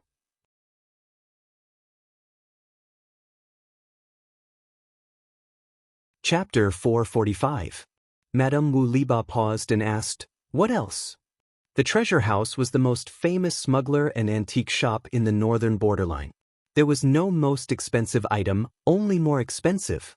Many nobles in the northern borderline frequented this shop to show off their status. To be honest, this shop had a wide network of connections. Almost anything could be obtained. Most importantly, the background of the shop was very clean, which was reassuring. Ladies, please wait a moment. I'll bring it for you to see. With that, The shopkeeper went upstairs and brought back a red sandalwood box the size of a grown man's palm. The outside was carved with complicated and gorgeous patterns. A strange fragrance wafted in the air. Many ladies were curious and wanted to stretch their necks to take a look. But they still sat where they were, waiting for the shopkeeper to bring out their precious children. "Ladies, please take a look." With that, the shopkeeper opened the hidden button with his well-maintained and fair fingers, revealing the treasure inside. There was plenty of light in the room, and the bright light reflected from the light blinded their eyes, almost making them unable to open their eyes. There was even a madam who was so scared that she raised her hand to cover her eyes. Her beautiful face turned pale, and her rough voice became sharp. She screamed in surprise, "Ah, what is this? How can it be so dazzling?" After a while, the crowd slowly adjusted to it. Sounds of inhaling could be heard in the room. Inside the red sandalwood box was an exquisite dragon and phoenix hairpin. The hairpin was crystal clear and came from the same source as the previous colored glasswares. A dragon and a phoenix were entwined together. The dragon's scales and phoenix's feathers were fine and lifelike. The phoenix spread its wings, ready to fly. The dragon looked like it was about to soar into the sky. Between the phoenix and the dragon's mouth, there was a string of transparent beads strung together to form tassels. Under the sunlight, it was so beautiful that one could not take their eyes off it. The shopkeeper carefully took it out. The beads collided slightly and the crisp sound was very pleasing to the ear. She gave him 20 glass teawares and the dragon and phoenix hairpin. He was allowed to decide the price. Seeing the eyes of the nobles in the northern borderline, the shopkeeper knew that the dragon and phoenix hairpin could be sold for a very good price. Women could not like exquisite antiques, but they could not resist the temptation of dazzling jewelry. The shopkeeper smiled warmly. It took a lot of effort to get this. "Ladies, please take a look. What do you think?" Madame Wu Liba shouted, "Buy." Shopkeeper, please be straightforward and quote a price. The other madams were not willing. Well, they had bought the best glaze, and they still wanted to monopolize this peerless treasure. The plump lady raised her chin slightly, her eyes slanting. She said unhappily, "Madame Wu, this isn't right. Everyone didn't say that they wouldn't buy it, so how could they let you buy it all? I also want to buy this hairpin." "Shopkeeper, we are old acquaintances and know the rules here. Why don't we go to the highest bidder?" The shopkeeper knew how to maximize the value, and he also knew that this kind of transparent and dazzling jewelry could not only be sold once, so he couldn't be too ruthless the first time, or else he wouldn't be able to make use of it in the future. This principle was the same as raising pigs and only killing them during festivals. Because they were fat, it would feel good to slaughter them. "Madams, please listen to me. There's news from my store that there's more than one piece of jewelry." The shopkeeper spoke up to ease the atmosphere. "It's just that they're currently in someone else's hands. It'll take some time to get them. Madams, if you can wait for a while, then you can buy it again. Don't hurt the harmony." When the madams heard this, their expressions turned slightly better. They believed in the shopkeeper's ability, and indeed, he could get whatever he wanted. However, the earlier they bought, the earlier they could enjoy. There were only so many treasures, but there were many people fighting over them. When the reputation of this dragon phoenix hairpin spread, who knew how many northern borderline madams would want to buy it? How many competitors would there be then? Thinking of this, everyone had their own thoughts. At this moment, a familiar male voice came from outside. Madame Wu Liba's expression changed, and she was faintly unhappy. The shopkeeper secretly raised his eyebrows. He had long heard of the reputation of the northern borderline's fierce General Wu Liba, but this was the first time he had seen him in person. If it was an ordinary person, he would probably be so frightened that he would bow and scrape, or even make a fool of himself. But who was the shopkeeper? He had dealings with many northern borderline nobles. Back then, the Princess Royal of the northern borderline had a crush on him, and wanted him to be her guest. He had managed to deal with such a large entourage, so why would he be afraid of Wu Liba? On the other side, when Wu Liba found out that his wife had spent 41,000 strings of coins to buy a set of flashy but impractical items, his face turned green with anger. It's just something to scare people. You're quite generous, wife. You don't even know that you've been cheated, Wu Liba said. Madame Wu Liba snorted and rolled her eyes at her husband. Pointing at the set of glass tea sets, she said, "You say that I've been cheated. Then why don't you tell me where they came from? Haven't you been to Dongqing and have a deep understanding of the customs and objects there? You can tell that they're not ordinary. Then why don't you take a look and see if they're treasures?" Wu Liba was choked by his own wife and was momentarily speechless. His brown-black face was twisted together. After a long while, he said embarrassedly, "They look like porcelain." Nowadays, there was already the technology to bake porcelain. However, the porcelain that was produced was mostly of poor quality. There were crisscrossing cracks on the surface. There were not many that looked good, so most of the people in the Central Plains still used pottery. As for porcelain, Wu Liba kept a set in his study. He often played with it. Porcelain was considered a luxury item in the Central Plains. The shopkeeper curled his lips and said in a warm voice, "Porcelain is mostly green or gray in color. It's of poor quality and is made from ordinary clay. Although I don't know what material is used to make these colored glasswares, they are clear and shiny. The texture is crisp and does not look like something from the mortal world. How can mere porcelain be compared to them?" Wu Liba heard this and could not explain it. He had some understanding of the things in the Central Plains, but he had indeed never seen anything made of this material. The color of the clay on the ground was mostly gray, black, yellow, and brown. It was impossible to make it transparent.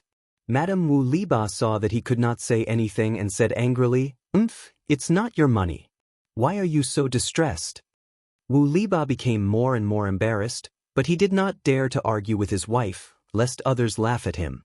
Seeing the shopkeeper frown and lower his eyes, he became even angrier. The culture of the North Borderline was so superficial and extravagant. It was impossible to avoid this treasure house.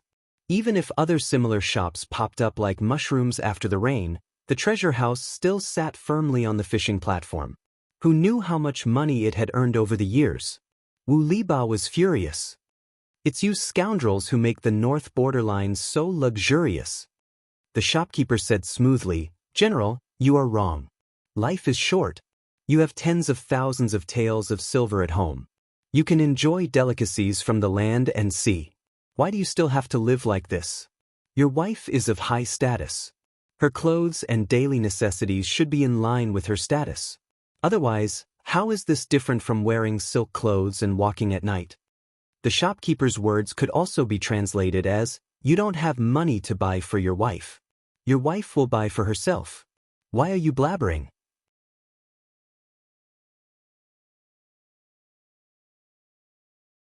Chapter 446.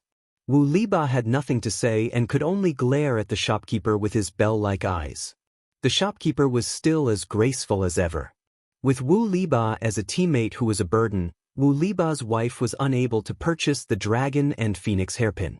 Under the persuasion of the shopkeeper, it was bought by a noblewoman for the price of 57,000 strings of coins. The lady took off the pearls on her head on the spot and put on the dragon and phoenix hairpin. The tassels and pearls collided with each other as she walked, making a pleasant tinkling sound. When she walked under the sun, the bright and beautiful colors made her the center of attention. The other ladies saw it and felt even more regret. Wu Liba's wife was so angry that her face turned green. If it wasn't for her husband dragging her down, the hairpin would have definitely belonged to her. Now it was on someone else's head. She suppressed her anger and repeatedly reminded the shopkeeper to inform her immediately if there was any stock. The shopkeeper agreed with a smile, but only he knew what he was thinking in his heart. The easier it was to get something, the less valuable it was. He would let these ladies covet the dragon and phoenix hairpin for a while. When they were done with jealousy and hatred, he would introduce new glass jewelry. Would he still have to worry about not being able to sell it at a high price? Although the wise ones were an eyesore, they were indeed much smarter than the simple-minded people of the northern borderline. The shopkeeper had lived in the northern borderline for so many years and knew the internal situation of the northern borderline very well. Now that Dongqing was in chaos, if he did not prepare early, he was afraid that he would not be able to stop the northern borderline's cavalry. As a merchant, the only thing he could do was to earn more money from the people of the northern borderline and make the atmosphere here more welcoming to foreigners. Since ancient times, it was easiest to earn money from women and children. His old boss's words were indeed wise. The northern borderline had no shortage of gold and silver. Such a large transaction could not be done with scattered copper coins. Naturally, it had to be converted into gold, silver, and jewelry. Therefore, when the gold and silver worth a total of 203,000 strings of coins was delivered to the shop, even the shopkeeper, who was used to seeing large amounts of money, could not help but sigh. This money is simply easier to earn than the wind. Because the treasure house did a lot of smuggling business, there was a price difference between the two places. Therefore, when he took out a sum of money to buy 500 horses of medium quality and nearly 10,000 sheepskins, no one suspected anything. They only thought that the treasure house was going to Dongqing to make a fortune from the war. The northern borderline produced many good horses. The treasure house did not buy the best war horses, so it did not matter if they sold them. As for the sheepskin, they did not care about it. Every household had such a thing, and even if they laid it on the ground as a street stall, the smell would still be too strong. Therefore, when this batch of resources was transported back to Chongzhou with the remaining gold, silver, and jewelry, no one pursued the matter. When Lu Shi saw this, he let out a long sigh. Money that comes with the wind. The shopkeeper had already returned to his Central Plains attire. He wore a crown on his head and a wide-sleeved coat. Other than his face being more profound than the people from the Central Plains, he looked like a native of Dongqing. He was amused by Lu Shi's words. So much gold, silver, and jewelry. How strong must the wind be to blow them up? Lu Shi choked and put his hand to his forehead. He said helplessly, Your mouth is getting sharper. Ever since Gu Min passed away, the shopkeeper had not set foot in Dongqing for many years. If Lu Shi did not believe in the shopkeeper's loyalty to Gu Min, he would not have dared to hand over the business of the second branch of the Lu family to manage. Now that he had personally come back, Lu Shi was quite surprised. In the past, when I asked you to come back during festivals, you said you were not feeling well. Why did you come back now? The shopkeeper squinted slightly and said, I came back to see the young master. The business that Gu Min ran should be inherited by a descendant. The shopkeeper had been quite worried before, but now he was not. In terms of business, the young master was much more ruthless than the old master. The old master was at least doing proper business, but the young master was directly robbing. Lu Shi asked, What about these sheepskins and horses? The shopkeeper said softly, In another month, the weather will start to turn cold. The earthquake in Dongqing has turned the north into a shuraba. The people have lost their homes. How much money can they bring with them? This winter will not be easy. These sheepskins are cheap. If we find a way to remove the stench and make them into clothes, they should be warmer than ordinary linen. The shopkeeper continued, As for horses, the northern borderline iron cavalry is already mature, but in Dongqing, Sai, how can an army fight without horses? These horses are not in good condition and do not have the bloodline of war horses. They are often slaughtered for meat, so it will not arouse suspicion. Because it was the first time, the shopkeeper could not buy too much. He could only plan slowly. Lu Shi was silent for a while. You are more careful than I am. I thank you on behalf of Lanting. I have used my connections to buy a batch of food in Hu County. Send it to Lanting when the time comes. She has managed it well. She is indeed the daughter that Min has high hopes for. She was the first female empress in history. How could she not be outstanding? The shopkeeper said, The parents are extraordinary, so the children are naturally extraordinary. After saying that, the shopkeeper seemed to have thought of something. He frowned and asked, How is your control over Hu County now? Lu Shi smiled. It's all right. Although he had been transferred to Chongzhou to be the Chongzhou magistrate, Hu County was the base camp that he had managed for many years. The new chief of Hu County appointed by the Dongqing emperor was too weak. He had not been able to completely control Hu County after a few years. He was also unlucky to encounter the earthquake in the north. The royal family moved the capital and the entire court's prestige was greatly reduced. Now he was only an honorary chief with an empty title. Otherwise, how could Lu Shi have the ability to use his connections to buy a large batch of autumn food? After a few years, he had already accumulated a large amount of rice. It was definitely enough to support the northern battlefield. However, his daughter seemed to have other plans. Lu Shi did not make a move and was prepared to act according to his daughter's intentions. Lu Shi asked the shopkeeper to bring 200,000 dawn of food first.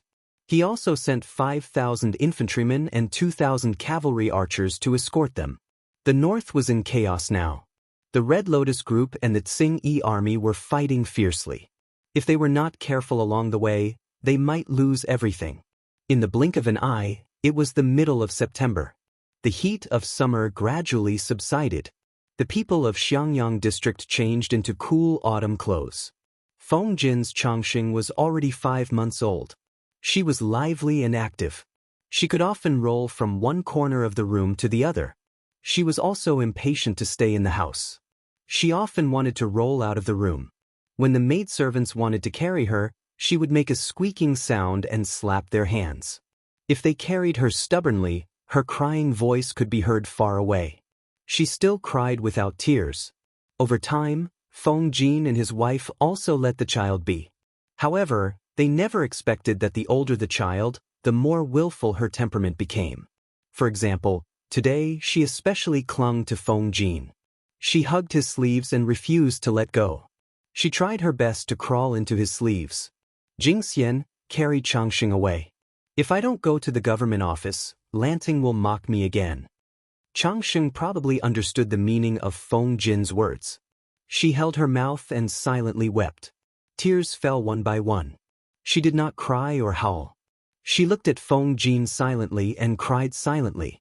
After a while, she became a tearful person. Wei Jingxian's heart ached. She really could not bear to see her child cry. She could only say dotingly, "Should we hide Changxing and bring her over?"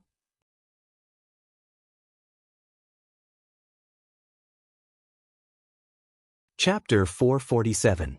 Then you coax her. If Changxing's eyes get hurt from crying, won't you feel bad? Wei Jingxian put a big label on Feng Jin. Feng Jin was speechless. He looked down at his daughter who was grabbing his sleeve and refused to let go. Feng Jin shook his head helplessly. I really owed you and your daughter in my previous life. Therefore, Feng Jin's posture when he went to the government office today was a little strange. The people below did not dare to ask. At most, they looked at him strangely. Feng Jin went to the government office shamelessly. Because it was still early, he quietly went to his seat, pulled a cushion over, and hid the lump of fat sleeve under the low table. However, Changxing's temper was hard to understand.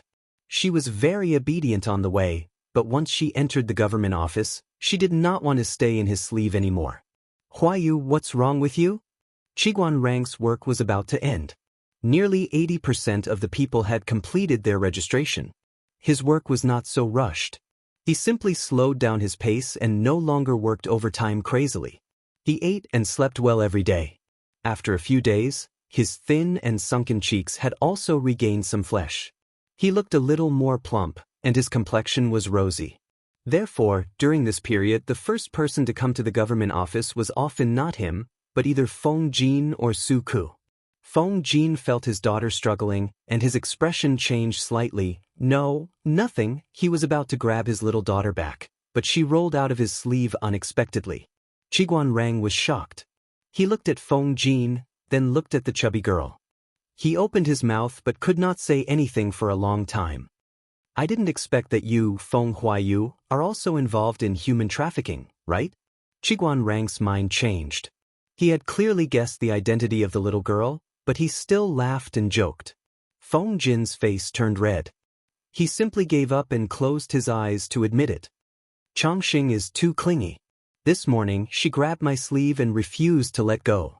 After crying silently for a quarter of an hour, I really could not bear to bring her here. She is very obedient. She doesn't even cry normally. If you give her something, she can play with it for a long time. Qiguan Rang reached out to Changxing. I didn't say that your daughter is noisy. Come, eldest niece, let Uncle Qiguan hug you. Qiguan Rang was actually very fond of children. His first wife had passed away due to illness and did not leave behind any children. Later on, he married Master Wei Yuan's eldest concubine's daughter.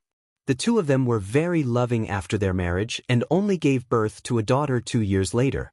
However, he felt that it was chaotic outside and did not bring the mother and daughter with him when he left Chongzhou. Chongqing was friendly and bold. She climbed up Qiguan Rang's clothes. Her movements were swift. Her hands and feet are really strong. Sister-in-law is really good at raising children. Qiguan Rang's posture of carrying the child was very standard. Chongqing was not afraid of him. She reached out and wanted to touch his hair crown. Feng Jin secretly turned his face away. This daughter of his was too bold and aggressive. She did not have the slightest hint of gentleness that a woman of the Feng family should have. Chongqing was very generous and gave Qiguan Rang a wet, saliva-dripping kiss on his face. Pop, after the Grand Prince, she smiled and opened her mouth, revealing a small row of teeth that had just emerged. Your daughter is more likable than you. Qiguan Rang made a brief comment. Unlikable Feng Jin, let her play by herself. Don't disturb you. Although Feng Jin had brought Chongqing over, he did not want to delay his colleague's work because of this. It's all right. The child is still too young. If I don't keep an eye on her, she will easily get into trouble. Qiguan Rang's main job was to be responsible for registration and sorting out the household register. Fortunately, he still had 9 girls who were busy at his side. As his immediate superior, it was fine for him to be a little lazy. You, on the other hand, haven't finished sorting out the case files. I'm afraid you'll be busy for a while. Feng Jin was speechless. He watched helplessly as Qiguan Rang carried his daughter to the side and played with her. In just a short while, his daughter was already glued to Qiguan Rang. Whose daughter was this? Chongqing giggled. Her big eyes were about to turn into slits. She climbed up and down Qiguan Rang's body intimately. Not long after, Su Ku also arrived. Seeing that there was an additional girl in the government office, he raised his eyebrows and walked around as if there was no one around. He was extremely cold. Be careful. Hide the child well in case the Lord sees her and snatches her from you, Su Ku said in a low voice. Qiguan Rang raised his eyebrows. Don't worry. With the Lord's temperament, she will not come every day. Jiang Pingji did not come to the government office every day. Every day, she was either playing with mud or playing with wood. During this period of time, she was almost always in the carpentry workshop, working on some siege weapon model. Meng Hun and Luo Yue seemed to be absent-minded. They ran behind her all day. Specifically, they ran behind those models. On the other hand, Li Yun recorded the cultivated fields and divided them carefully. He was prepared to rent them out to each household during spring plowing. Issues such as farming tools and cattle were also put on the agenda. Li Yun still had to follow orders to Chengde County to purchase grain seeds. He was so busy that his feet barely touched the ground. The construction of the district town had already reached the 3rd stage. The main roads in the city were basically completed. The roads were paved with bluestone bricks. Even when it rained, the roads were still clean. In Xiangyang district, there was a place that the people called the Noble District. There were rows upon rows of newly built houses. It was extremely beautiful. Speaking of the Noble District, one had to mention the 20 girls that Jiang Pingji had previously taken in. Most of them came from wealthy families or country gentlemen's families. Jiang Pingji returned their family property to them after settling the accounts. They expressed that they were willing to pay for a new house. After all, their old houses had been destroyed. Some of the land had been reclaimed by the district headquarters. They had nowhere to go. Seeing the new house that was being built uniformly, everyone was tempted. You are now considered a part of the district headquarters. You have helped the district headquarters greatly. Indeed, you should be rewarded according to your contributions. Let's do it this way. The 5th batch of 2-level houses will be built for 4,000 strings of coins each. If you can't afford it, you can pay a deposit first and the rest will be paid in installments. If you agree, I will sign a new contract for you. Faced with the requests of the girls, Jiang Pingji thought for a while and came up with a compromise. Do you have any thoughts of entering the district headquarters to work? You can choose to pay with grain or money of equivalent value. They could still manage the manpower they had now, but when their territory expanded in the future, they would probably go crazy with work. Taking advantage of the buffer time, they should first train a group of people. If they needed more people in the future, they could directly send them over. Just thinking about it made them happy. The girls listened to Jiang Pingji's suggestion and opened their eyes wide in surprise. During this period of time working in the district headquarters, the hard work had diverted their attention. It had more or less soothed the hurt they had suffered from the Tsing-Yi army. Although it was very tiring, the girls quite liked the feeling of working on their own. It was much more fulfilling than staying in the backyard. Hearing that they could receive a monthly salary, they were even more tempted. Some of them agreed on the spot. Others also agreed after some hesitation. Without Jiang Pingji, they would have long been tortured to death by the Tsing-Yi army.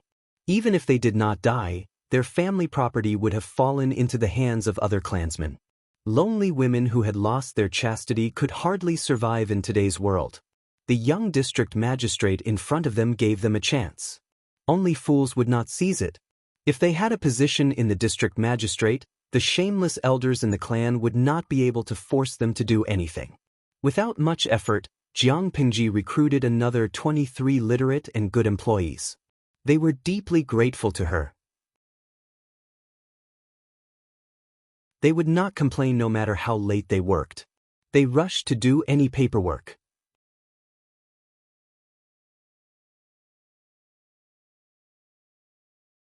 Chapter 448.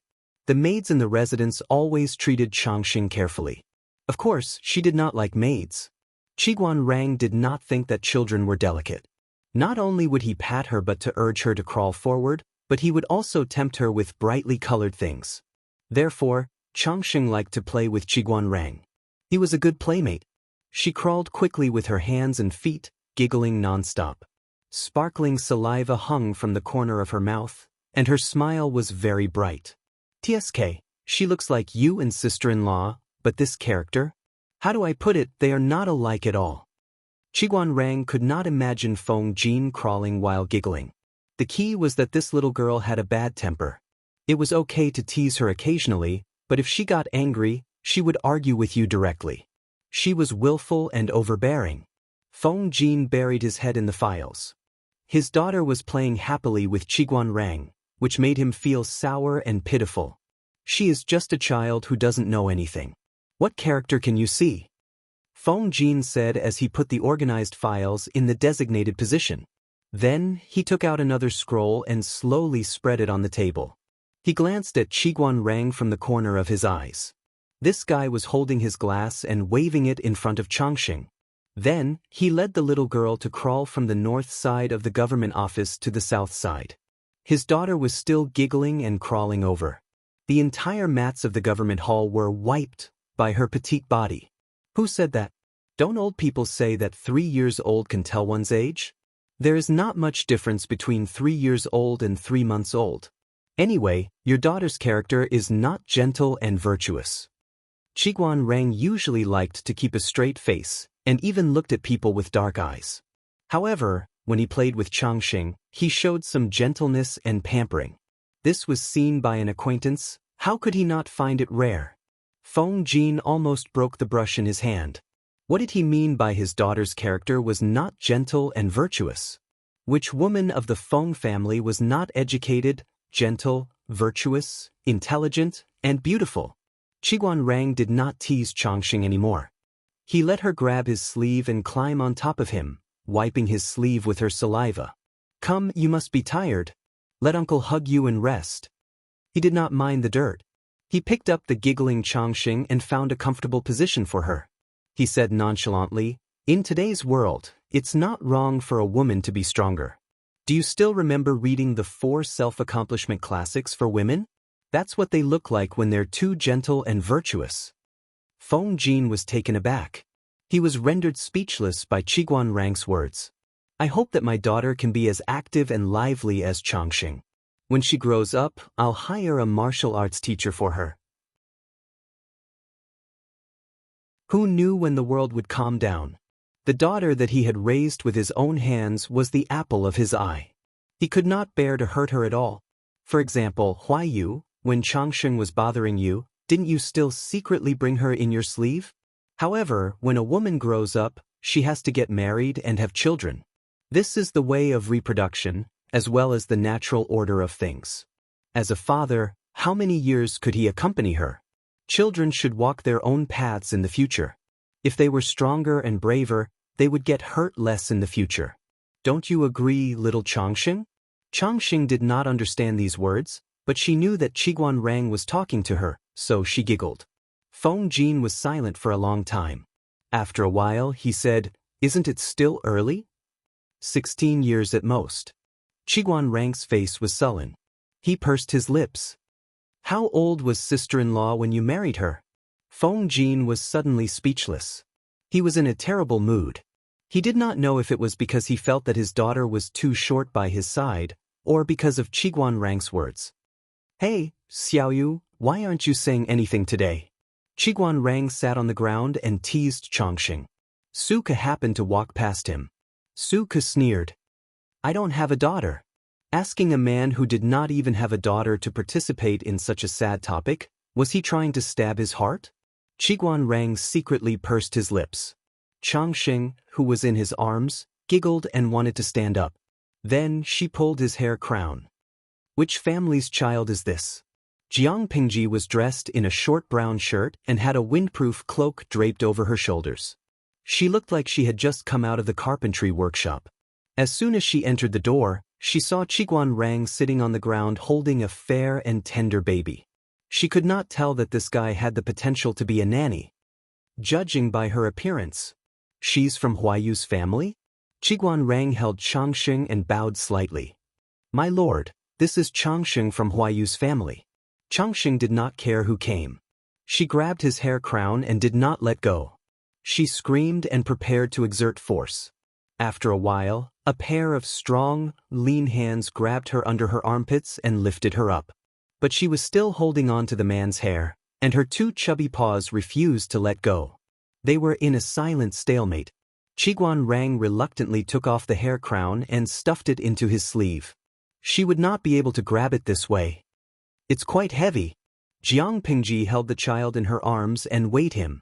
He was much heavier than other children of the same age. Feng Jin's face darkened. Changsheng, don't mess with the Lord. Come to daddy. If Changsheng messed with Qiguan Rang, he could still remain calm. If she messed with Jiang Pingji, it would not do according to the hierarchy. Don't be so serious. Changsheng and I are quite fated. I was the one who named her.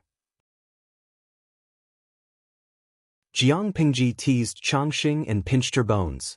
She was indeed a very strong baby.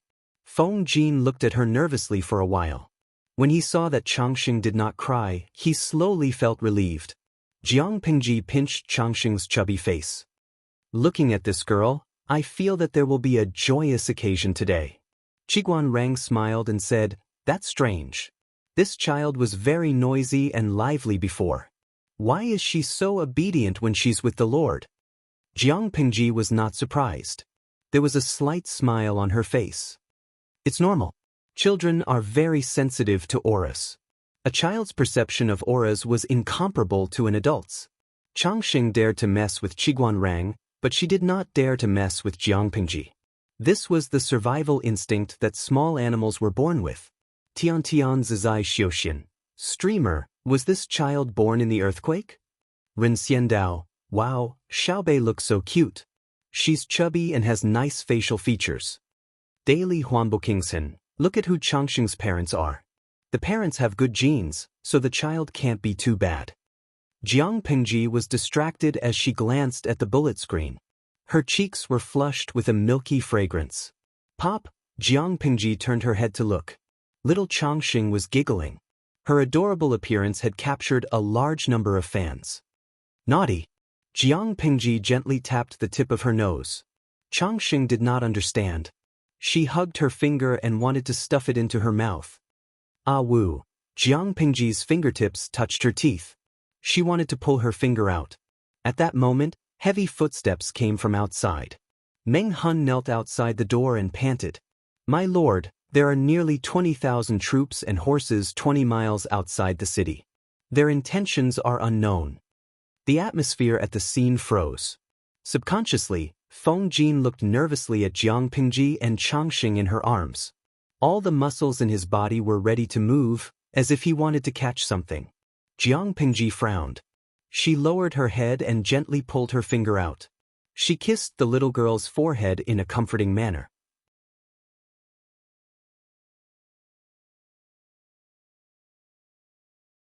Chapter 449.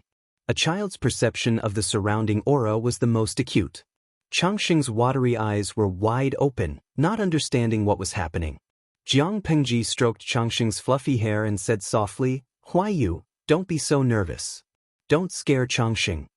Feng Jin secretly heaved a sigh of relief, but he didn't know whether to laugh or cry. How could he not be worried? When Changxing was just born, she coincidentally encountered the earthquake in Dongqing. Now that she had just met the Lord, an unknown army of 20,000 men and horses arrived outside the city. Although Xiangyang district was not considered to be in a bad state now and all kinds of defensive equipment were prepared, a disaster of war was never a good thing. He was really afraid that his daughter would be misunderstood.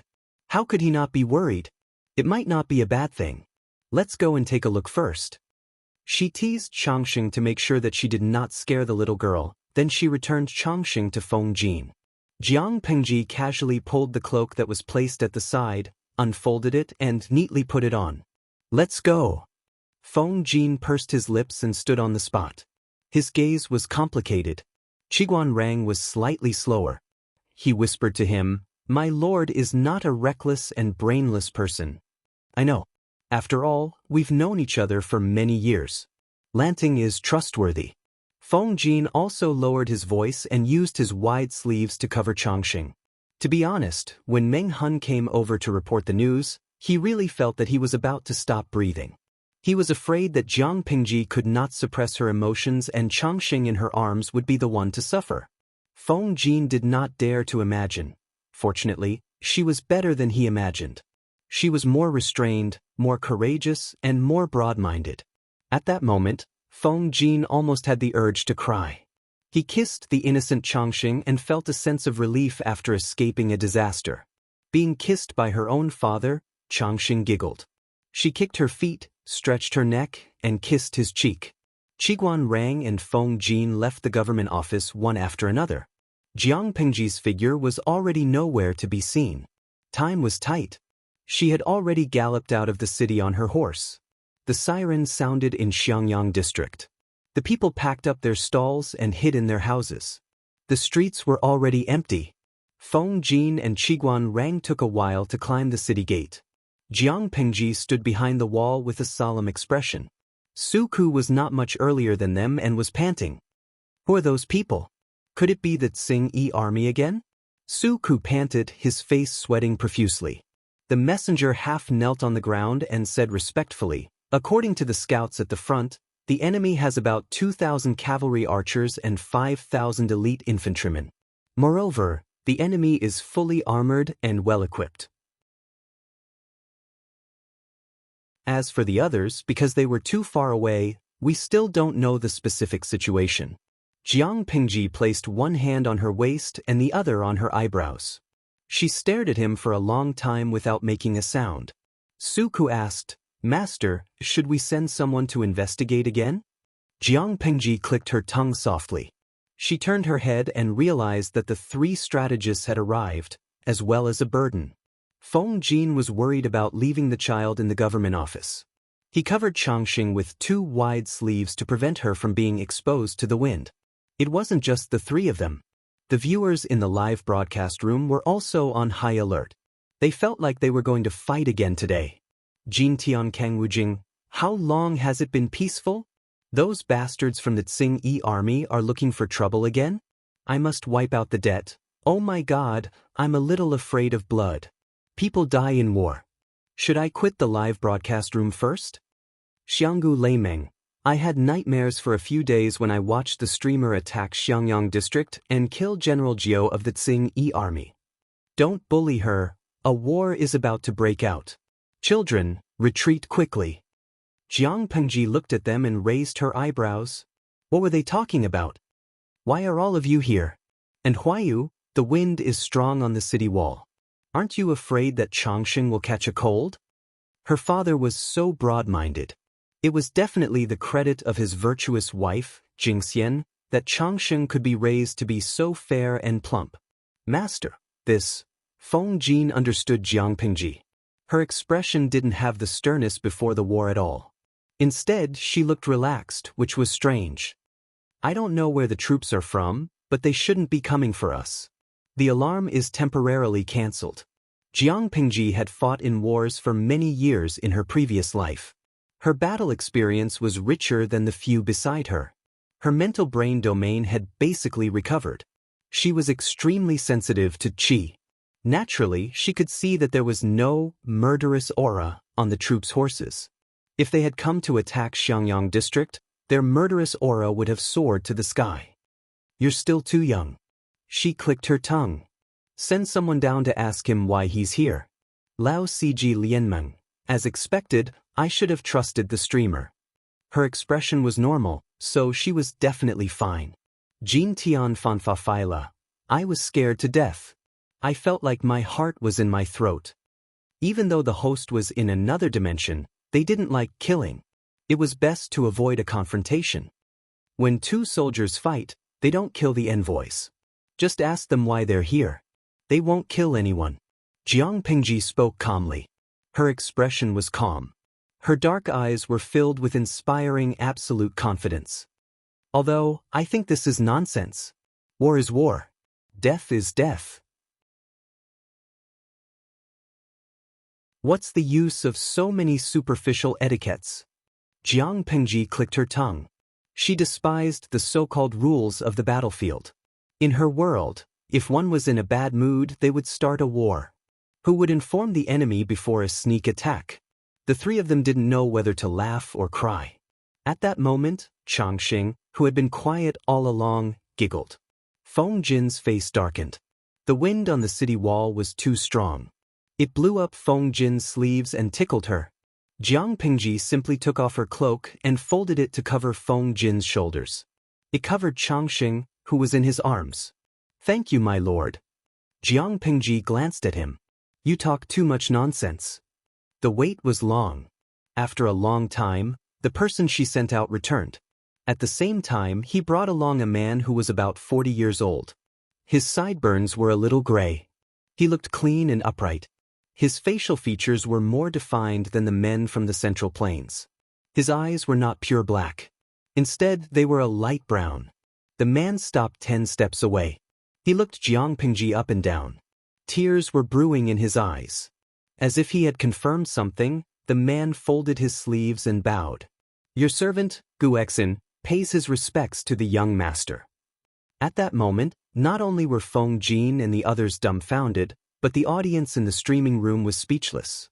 Even Jiang Pengji was stunned. What was going on? Jiang Pengji said, Old sir, let's talk things out. What are you doing? Although she said that, she had some guesses in her heart. The man called himself Guexin and called her young master. Could he be the old man who used to serve her mother? When she thought of the large army of nearly 20,000 people outside the city, her heart skipped a beat. Intense joy surged in her heart.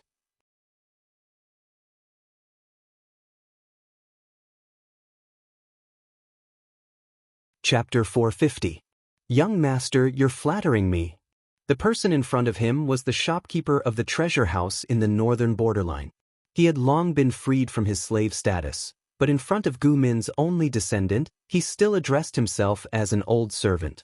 This was his respect for Jiang Pengji and his nostalgia for Gu Min. It's been more than 10 years. Young master is already so grown up. If the old master knew, how happy she would be. Others valued boys more than girls, but the old master prayed everywhere when she was pregnant, hoping that God would bestow her a daughter. Guexin had collected many female guanyin for Gu Min. He had a deep understanding of Gu Min's obsession. Now that he saw that Gu Min's daughter had grown up to be a dashing beauty, he had no regrets in this life. No, wait a minute. What was dashing beauty? Gu Xian looked at Jiang Pingji with a conflicted expression and did not speak for a long time. Jiang Pingji gazed at the troops outside the city. Are you really my old servant? Gu Xian understood and said, Young master, don't misunderstand. Those are the people I borrowed from Magistrate Lu. It's not easy to do business in times of peace, let alone in this chaotic world. In order to deliver your things safely, I borrowed some troops from Master Lu. I didn't expect to cause misunderstandings. Jiang Pingji could not help but smile slightly and said, Thank you. How should I address you? Not to mention Gu Xian's age and qualifications, just by looking at his clothes and bearing he was not an ordinary person. Jiang Pingji would not really treat him as a servant just because he called himself an old servant. In terms of age, Jiang Pingji's age in her previous life plus her age in this life could be considered Gu Xian's age after rounding it up. Gu Xian thought for a while and said in a slightly hoarse voice, If you don't mind, you can call me Uncle Gu. Uncle Gu. Jiang Pingji readily agreed. Gu Xian seemed to be recalling something. His eyes were filled with red veins, but he happily responded, Sigh. The three of them and the audience in the streaming room were still in a state of confusion. They did not understand how the situation suddenly took such a big turn. It was not until the two finished talking that they understood one by one and felt relieved. It would be best if there was no need to fight. This Gu Xian seemed to be acquainted with the Lord, streamer, so he might even bring something good with him. Jiang Pingji guessed what Gu Xian had sent over. She smiled as she took Changxing from Feng Jin's arms and kissed the little girl's forehead. Lucky star. Changxing's eyes widened in confusion. She cried out and struggled to return the kiss. Little did she know that this action of hers had caused a huge misunderstanding to Gu Xian. He looked at Changxing, who was giggling, and Jiang Pingji in shock. Then he glared at Feng Jin. Take her away. It's easy to catch a cold on the city wall due to the strong wind. It's not easy to treat a sick child. Changxing was returned to Feng Jin along with the cloak that she used to shelter her from the wind. The little girl looked aggrieved. The police report in Xiangyang district had been lifted. Not only did the person who came not cause trouble for her, but he also gave her money, food, and horses. Gu Xian was a serious and rigorous person. He temporarily put aside his inner conflict and slightly lagged behind. He followed Jiang Pingji down the city wall. As he walked, he reported the items that he had brought over clearly. He even clearly stated the number of items that he had used during the journey. He even made a list. He did things openly, allowing others to see his sincerity at a glance. Hearing the arrangements for the sheepskin and horses, Feng Jin and the rest looked at him with admiration. They were not lacking in food now. The items that Gu Xian had sent had really solved their urgent need. Due to the people who had migrated from Shangjing and Fengyi, plus the thousands of members of the Tsing-Yi army who had been captured, the people in Xiangyang district had more people than before the earthquake. Winter in the north of Dongqing had always been very cold. There was not enough clothing in the city to keep out the cold. Su Ku was still worried about how to get through the winter. He did not expect Gu Xian to send sheepskin over. He had sent over 10,000 sheepskin that had already been tanned. If these sheepskins were to be purchased in Dongqing, the price would not be cheap. It was estimated that they would not be able to purchase so many sheepskins. Not only that, the wool of the sheep reared in Dongqing was short and sparse. The wool that Gu Xian had sent was long and dense. A sheepskin was very heavy to hold in one's hand. However, how could such sheepskin be made into clothing to keep out the cold? Jiang Pingji frowned as she thought of a solution. The audience in the streaming room was also racking their brains. Why don't we just cut the wool to a suitable length? Gao Fi finally arrives. It's not a problem to cut it, but look at how thick the wool is. It feels like the owner of the sheepskin has never had his wool trimmed since he was born until he was slaughtered. What about the wool that was cut to a suitable length? It's not good to waste it. Yuyokianla, let's recycle the wool that was cut. Wash it and stuff it into the lining of the clothes as cotton. Everyone could not help but think of the method of using down jackets. It seemed like it was not impossible. Jiang Pingji felt that there was another use for it. She used to visit the largest history museum in the Federation. She once saw a type of clothing called sweater. It was a scarf made of thread. According to the introduction at that time, there seemed to be wool in it. She just did not know how to turn the wool into thread and weave it. If there was no audience in the streaming room, Jiang Pingji would probably have to experiment for a while. If the experiment failed, she could only ask someone to wash the wool, comb it, and then sew it into the lining of the clothes to keep warm, but now that there was an audience, she only needed to ask. Everyone would work together to think of a solution. Thus, Jiang Pingji asked about the sweater and the scarf. She was a little worried. What if these things did not exist in the era of the streaming room? In the end, not only did the audience in the streaming room know about it, but they also sent a wave of flowers to Jiang Pingji. Tian Tian Zhang Duanging, bring a small stool here and watch the streamer knit and knit. Haha, the scene is so beautiful. How Xiang faking death. I think Feng Jin and the rest are really going crazy. Streamer, can you have some pity on them? When they work overtime, the streamer plays with mud. When they continue to work overtime, the streamer plays with wood. When they work overtime and are about to collapse, the streamer goes to knit and knit. I feel that if there were forums in this era, they might secretly post a thread to complain about the streamer. I have even thought of the topic, 818, the Jiang Bapi who does not do proper work, doesn't pay, and has a bad character. Xianxia and Xiaoxiang, ha, what the hell is Jiang Bapi? I laugh so hard that my stomach hurts. Wuxiang Kachao, don't you make it? It's the nickname given to the streamer's fan club by the young Feng Jin. Back then, the name of the streamer's fan club was Goddess, Her Majesty, and other lofty titles. However, ever since Jiang Pingji conquered Xiangyang district, the entire image changed. Jiang Pingji brainlessly squeezed Feng Jin and the rest of their labor and made them work overtime. After a few months without paying them, the official nickname of her fan club became Jiang Bapi.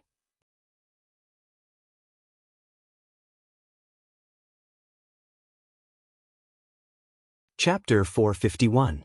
She seriously asked the audience in the streaming room for advice. Although they laughed, they were still very enthusiastic. It didn't take long for Jiang Pingji to get a lot of text tutorials. Not only was there hand spinning teaching you to weave wool into yarn, but there was also 100 ways to knit wool. It was easy to say but difficult to do. There were many details involved, and the audience in the streaming room couldn't answer them. Jiang Pingji could only try according to the text guide or ask Gu Exin. The other party was also shocked by her imagination. Who would think of spinning wool into yarn and then using the yarn to make warm clothes? Although her imagination was a little strange, Gu Exin gave it a positive answer after thinking about it seriously. Wool was definitely warm. If her imagination came true, it might open up a new industry. He had a hunch that there must be a huge business opportunity in it. Jiang Pingji was definitely a person of action. Since she had an idea, she naturally had to put it into action. Go and recruit some skilled and experienced embroidery maids. They will be paid daily and their meals will be provided. Jiang Pingji had money now, which was reflected in the fact that she could give daily wages to the temporary workers she recruited. As soon as the news was sent out, many women came to apply for the job. Building houses, repairing roads, and reclaiming wasteland urgently required a lot of manpower, and it didn't matter if they were men or women. Many men and healthy women worked hard every day in order to earn money and support their families. However, this job required physical strength, which was only suitable for healthy young men and women. There were also some elderly women or women who were not in good health who could not go out to work, so they were a burden to their families. Now that they heard that the county government was looking for skilled and experienced embroidery maids who could provide 3 meals a day and a generous salary, these elderly women also eagerly came to apply for the job. Jiang Pingji didn't recruit too many at first. She only chose 50 honest female workers. Shearing, washing, removing fat, soaking, drying, the first few steps were done step by step according to the tutorial. It wasn't difficult. The female workers were puzzled. This had nothing to do with their skills, but Jiang Pingji provided their meals and paid them 40 cents a day. They didn't say much. After finishing these tasks, Jiang Pingji worked hard in the blacksmith shop for 2 days and made a few wool brushes. Gu Xen looked at his little boss going up and down, and suddenly had the illusion that time had turned back, that his old boss was still alive. Recalling the past, in order to start a paper mill, his old employer had also neglected sleep and food like this. The combed wool was spun into a long thread with a mallet, and then the strands were combined to increase tenacity. Jiang Pingji's hands-on ability was not bad, and the wool she made was also decent.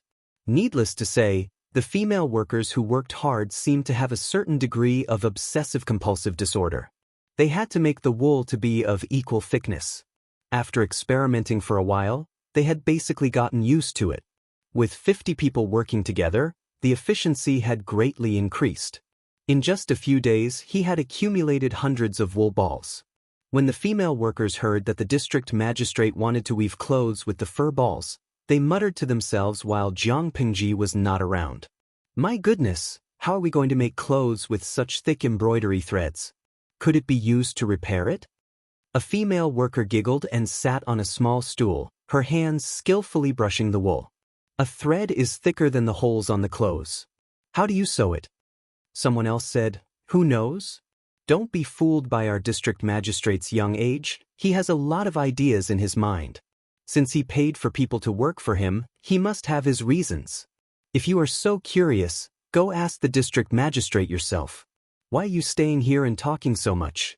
Which noble likes a talkative servant? If you don't want to do this job, there are plenty of people who want to do it." The female worker felt a little guilty. It's just a private conversation. It won't reach the district magistrate's ears. What was Jiang Pingji doing at that moment? She was studying all kinds of knitting patterns and reporting to the government office every day. When Feng Jin and the others looked up, they could see her competing with 2 wooden needles and a ball of wool. They could not help but secretly facepalm. This kind of lord was really doomed. She was holding 2 long wooden needles in her hands, and on the table in front of her was a bamboo booklet with densely written words. She looked serious and serious. However, if someone could see the bullet screen in the streaming room, they would probably not think so. Chuebo, haha, trash streamer, finally there is something you don't know. Jiujiumochuanzi, #rubbing face. Streamer, why are you so stubborn? Just throw the booklet to the female workers and let them study it. There are specializations in this field. Knitting is a science and an art. Although it is quite simple, it really requires a little talent. I watched you knit for more than 2 hours. I can't wait to climb into the screen and hold your hands to teach you how to knit step by step. Really, they would rather see Jiang Pingji play with mud. Qianchao durian piao, haha, the person above, don't be so honest. I want to see the streamer knit the sweater. The audience in the streaming room laughed mercilessly. Jiang Pingji frowned and threw the wooden needles on the table with 2 clangs. Qiguan Rang secretly curled his lips and quietly looked away to avoid being caught by Jiang Pingji. Because Gu Xian had sent a large amount of grain, horses, and sheepskin, these things had to be accounted for and stored in the warehouse one by one. Qiguan Rang and the others were busy with this, reliving the pain of working overtime to death. However, their lord did not take pity on her subordinates. She held 2 wooden needles and a ball of wool in her hands and did not know what she was doing. Once she reached a bottleneck, she would throw a tantrum and throw things. It was infuriating to compare oneself to others. Otherwise, why did he have to work overtime when she was the lord? At that moment, Liyun, who had gone to the neighboring Qingde County to purchase fine breeds, returned. He was still wearing a slightly worn-out brown short shirt, revealing his muscular arms. Both of his feet were washed clean. His trousers were pulled up to his knees, revealing his strong and explosive calves. Li Yun's appearance diverted the attention of a portion of the fans. Jiang Pingji glanced at Li Yun, then looked at the wooden needles and wool on the table. Without waiting for Li Yun to bow, she waved at him. "Han Mei, come here. I have an important task for you. Can you complete it successfully?" Suddenly, the 3 of them and the audience in the streaming room had an ominous premonition. "Wait a minute," Qiguan Rang widened his eyes in astonishment. He watched helplessly as Li Yun revealed a naive and passionate smile. I will do my best to complete the task entrusted to me by my lord. Jiang Pingji nodded her head, her expression solemn, as if what she had to say was very important. It will be the autumn harvest in a month's time. The weather is getting colder by the day. What's worrying is that the people in the district have yet to prepare their winter clothing. In order for the people to wear warm clothing, I happen to find a knitting technique. However, my hands are not nimble and I have yet to study it thoroughly. In addition, there are other things that I have to attend to, so I am unable to attend to them. Take a good look at it and study it. If this technique can be reproduced, I don't know how many people will benefit from it. You must treat it seriously so that you do not disappoint the people's high hopes. The three of them were speechless.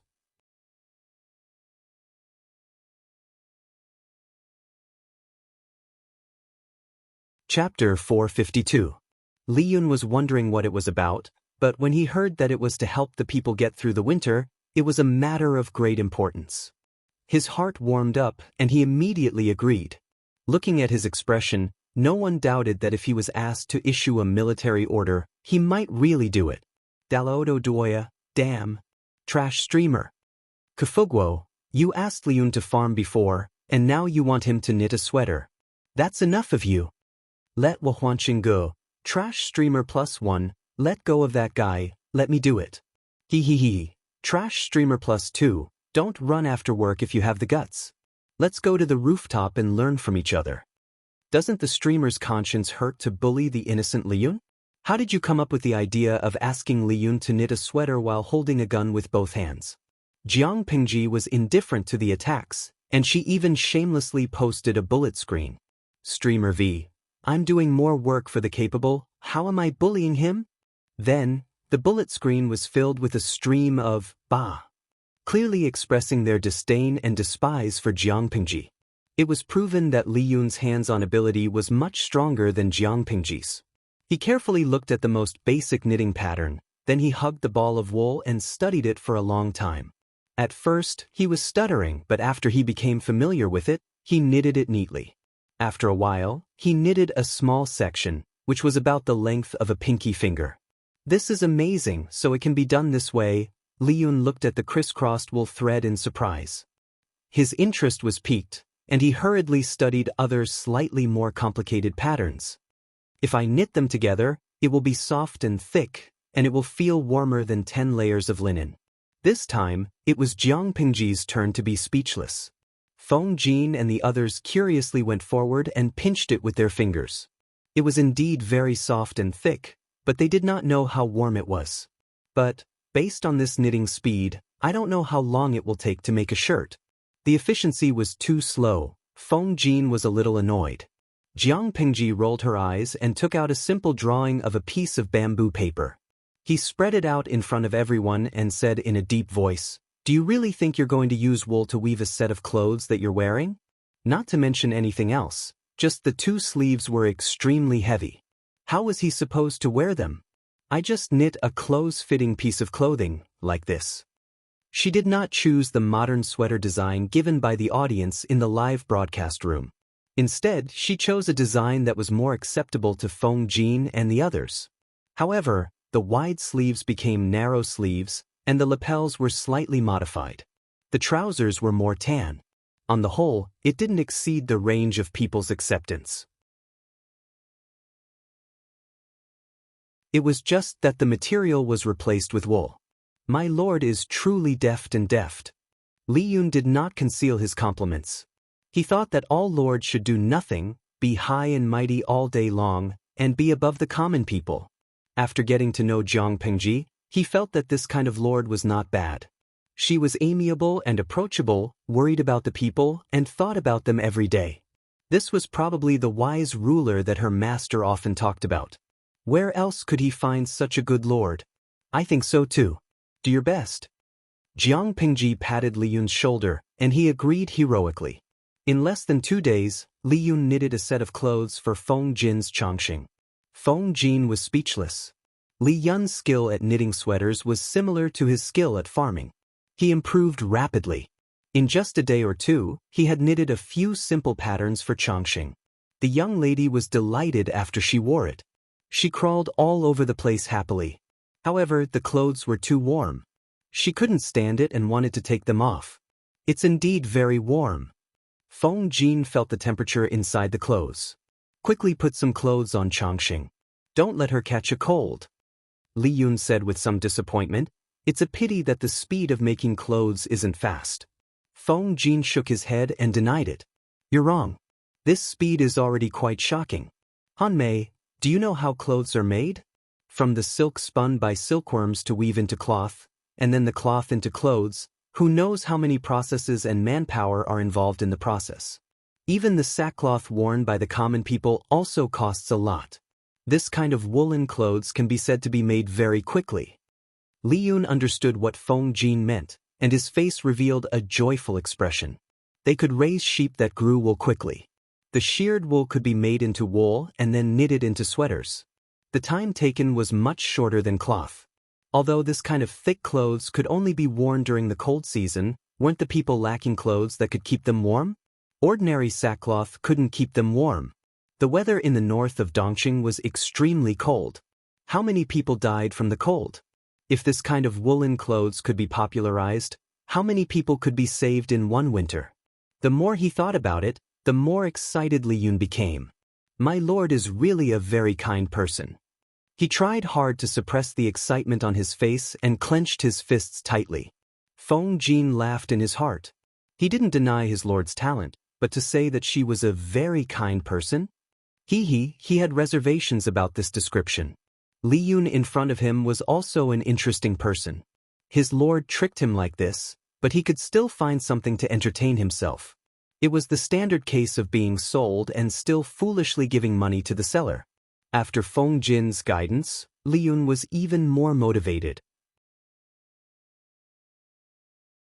He almost spent the whole night researching. Every day he mastered 1 or 2 patterns and taught them to the female workers. The female workers were also very good at learning. Another advantage of the sweater was that it could be knitted into several parts. As long as the number of stitches was controlled and the parts were knitted, they could be pieced together to form a complete sweater. Wuxia stayed in Xiangyang district for half a month. There were 3 sets of ready-made clothes in front of him. Just touching them made him feel warm. If he were to dye the wool, he would be able to come up with more patterns. Wuxia was a businessman. He quickly thought of the key point. However, this business couldn't be popularized outside of Xiangyang district. It couldn't be brought to the northern borderline. Don't worry, young master. I will think of a way to buy more sheepskin and send someone to send it over. Herding was prevalent in the northern borderline. Every household had a mountain of wool. They didn't know how to deal with it. Some people even used the sheepskin as fuel. If they bought it in bulk, it wouldn't cost much. If it was left in the northern borderline, it was just waste. If it was transported to Xiangyang district, it could be processed into various kinds of wool products to keep warm in winter. Who knew how many people could be saved? When Gu Xen thought of this, his impression of Jiang Pingji rose by several levels. Then I'll have to trouble Uncle Gu.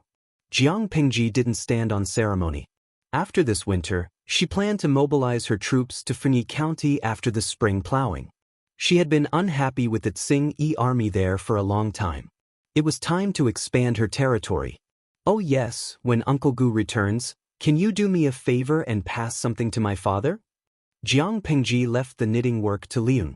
She finished developing a portion of the siege weapons. She had nothing to do for the rest of the time. She might as well follow the wishes of the live streaming room's viewers and work on food for the winter.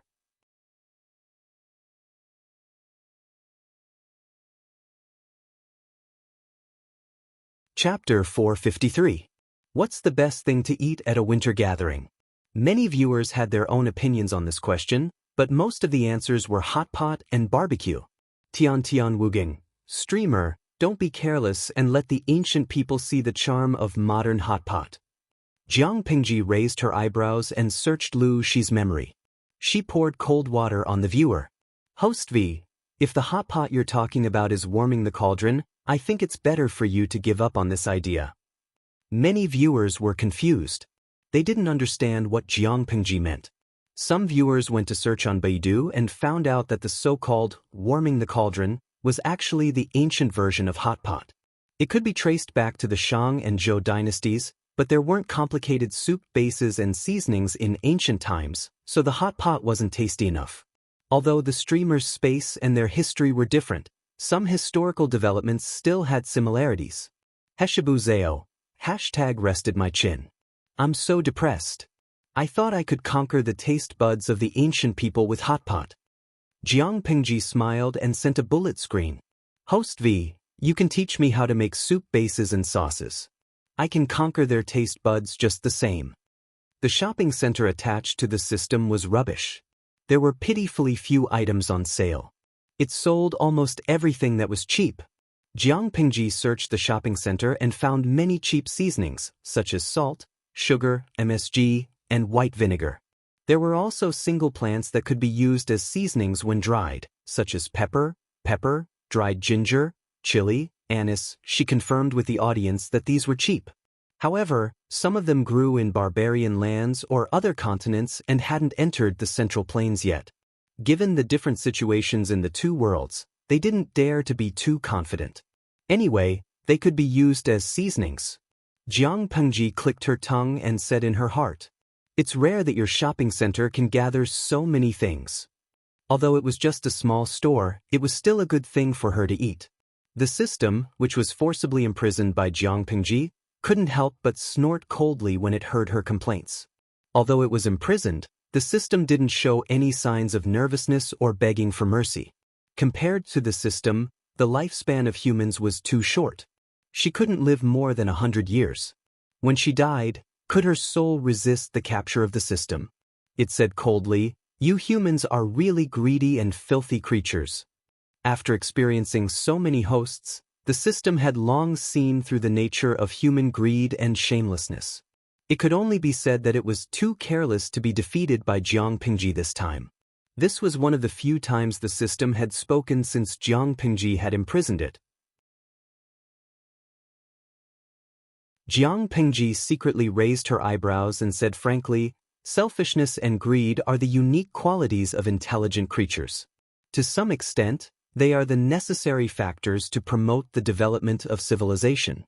You say that humans are greedy, but why don't you look at yourself? It's as if you're so pure and kind. You're so stupid, yet you blame your enemy for being smart. You're so funny." The system seemed to have been poked in its weak spot.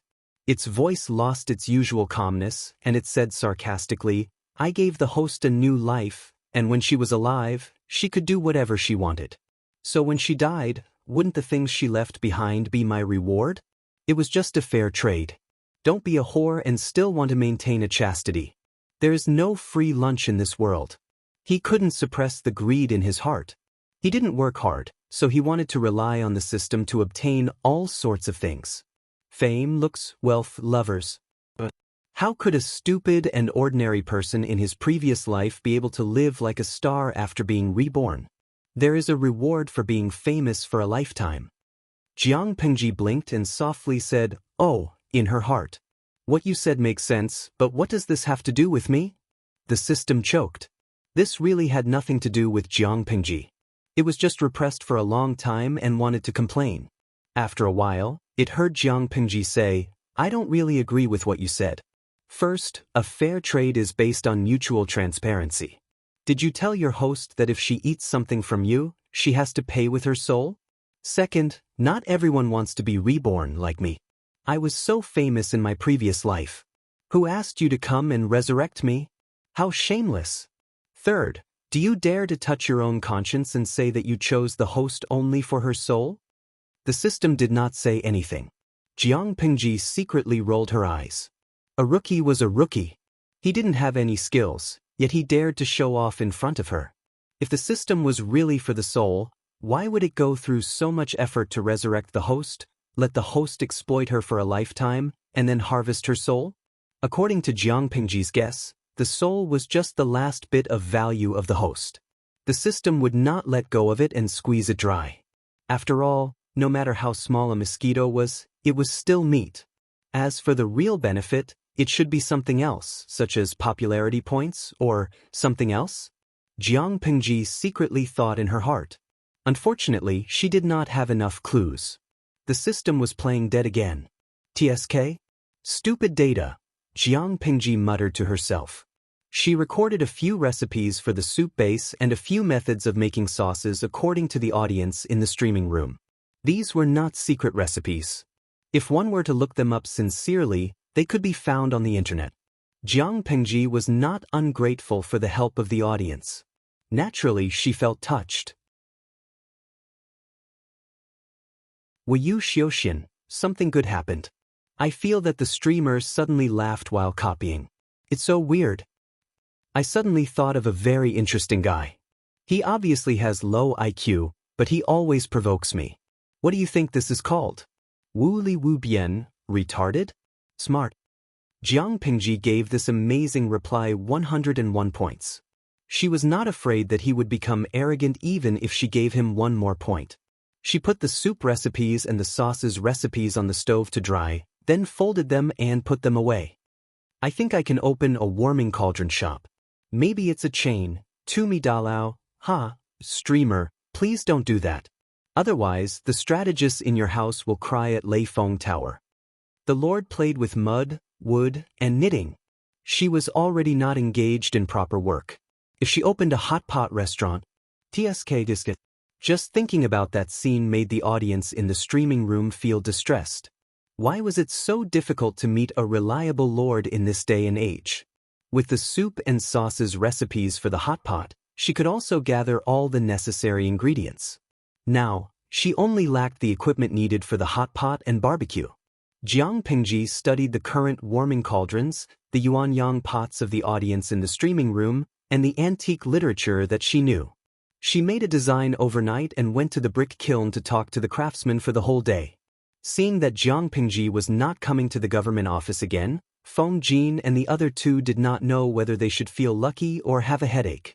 If the Lord stayed in the government office, it was most likely that she was not engaged in proper work.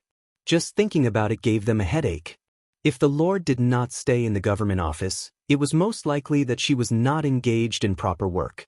Just thinking about it gave them a headache.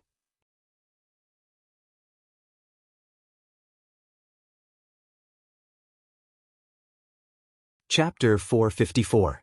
When Guxian and his men left, not only did they bring a batch of glass tea sets and jewelry, but they also brought the gifts Jiang Pingji prepared for Lu Shi. The gifts were not precious, but they were thoughtful.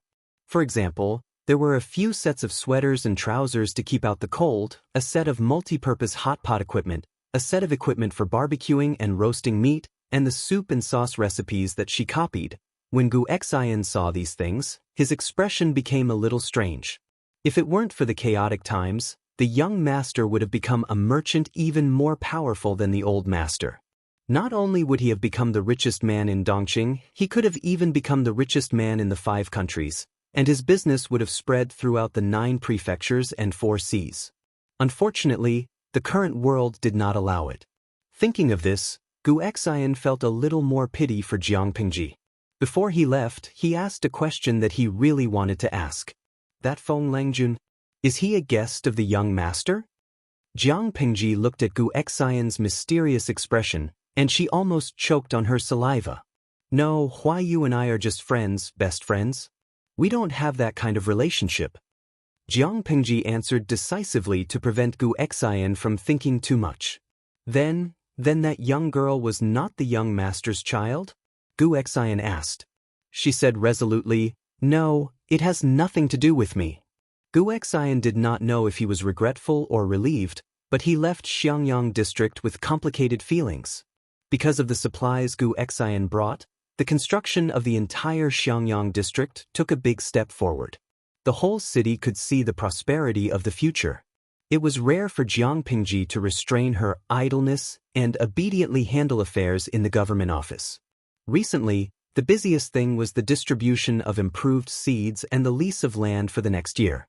Fortunately, Qiguan Rang had already registered all the household registration, so the task was not very heavy. He would be free after working overtime for a while. The weather is getting colder. Seeing the leaves in the courtyard dyed with a faint yellow, he sighed slightly. It's like this every year, but this year is considered good. At least we are well prepared. Qiguanrang was used to seeing all kinds of tragedies since he was young. The current Xiangyang district was no different from heaven on earth to him. It was peaceful and quiet, full of vitality. This was something he rarely saw in his life, and he hoped that such a scene could be spread throughout the whole of China. I'm not worried about that. I'm worried about something else. When winter comes, I'm afraid the people won't be able to work under the heavy snow. Many people in Xiangyang district rely on manual labor to obtain food. If there's no work in winter, Feng Jin paused at this point, we can't possibly ask the district headquarters to open the warehouse and release food, right? Those are the military rations for next year's spring plowing. We can't touch them at will. Feng Jin and the others knew that Jiang Pingji wanted to attack the Tsing-Yi army in Fengyi County. The number of recruited soldiers, including the original imperial guards and troops, had reached 8,000. As Xiangyang district had to seize the time to construct, from summer to late autumn, they had been helping out everywhere. They were so busy that they almost had no time to rest. After winter, the army's training would be really strict. Feng Jin felt a little annoyed. Which army didn't train in good weather? His lord just had to put the most important training in winter. But rationally, he could understand Jiang Pingji. Steel tempered the will, while ice and snow forged the military soul. Only a harsh environment could stimulate a person's potential to the fullest. Regarding this problem, Qiguanrang had discussed it with Jiang Pingji in private.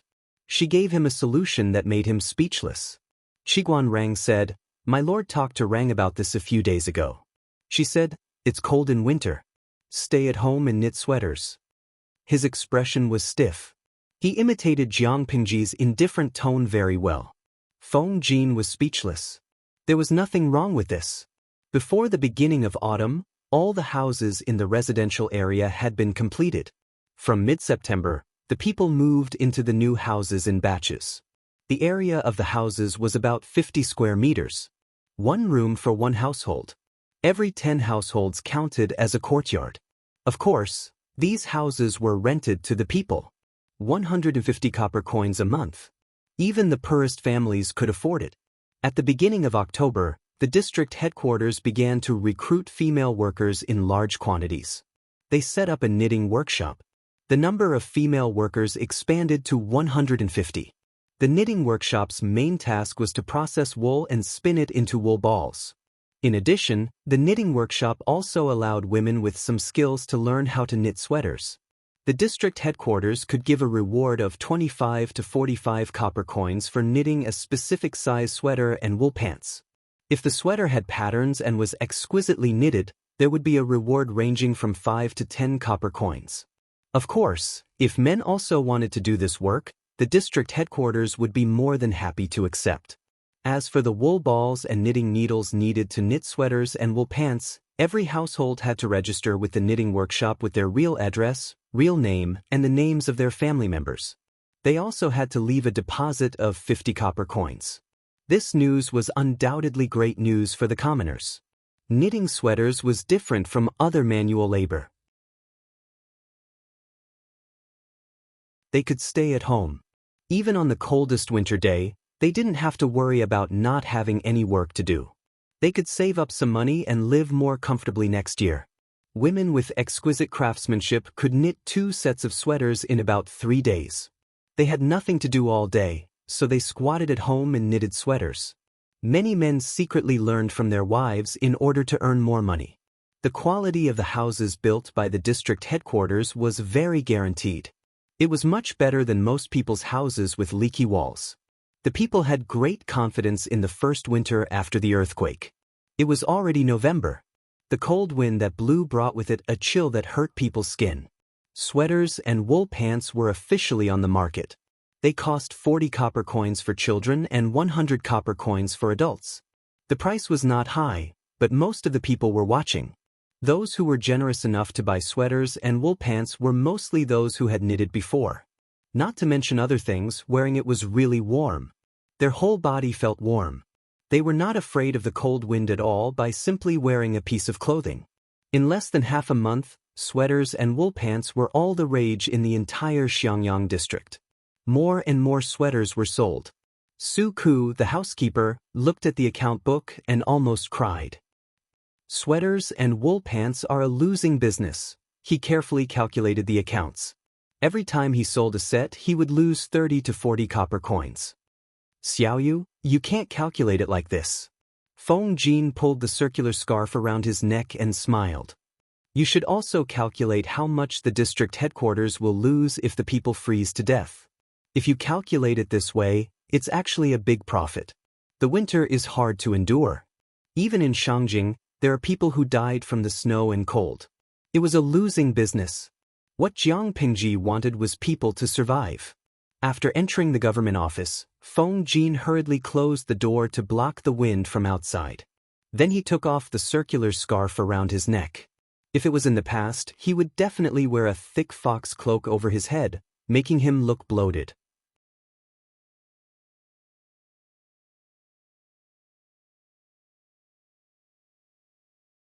Chapter 455. There were only 4 people in the government office: Feng Jin, Qiguan Rang, Su Ku, and Jiang Pingji, who had been slacking off. Other than Feng Jin's woolen goods, which were knitted by his wife, the others were begged. Yes, begged, but the target was a little strange. Knitting, isn't it addictive? Su Ku forced a smile. To be honest, Li Yun also felt that knitting was addictive. The weather was cold, and there was no need to plow fields or run errands. The internal affairs were taken care of by the teachers. He had nothing to do after practicing his spear for 4 hours every day, so he hugged the ball of wool and knitted. But it was windy outside. How cold was it to knit? He thickened his skin and went to the government office to get some warm air. Qiguan Rang teased that having a wife was better than not having one, complaining that Feng Jin always used the scarf knitted by his wife to provoke him. Then Li Yun, the honest child, sincerely offered to knit a suit for Qiguan Rang. Qiguan Rang was speechless. Su Ku laughed until his stomach hurt, then teased Li Yun. Han Mei helped Wenjing, why not Ku? Sure. Su Ku was speechless. He was just teasing the honest child. Li Yun's fingers were nimble, his knitting efficiency better than the most skilled woman. The knitted sweaters had patterns, neat stitches, and looked exquisite.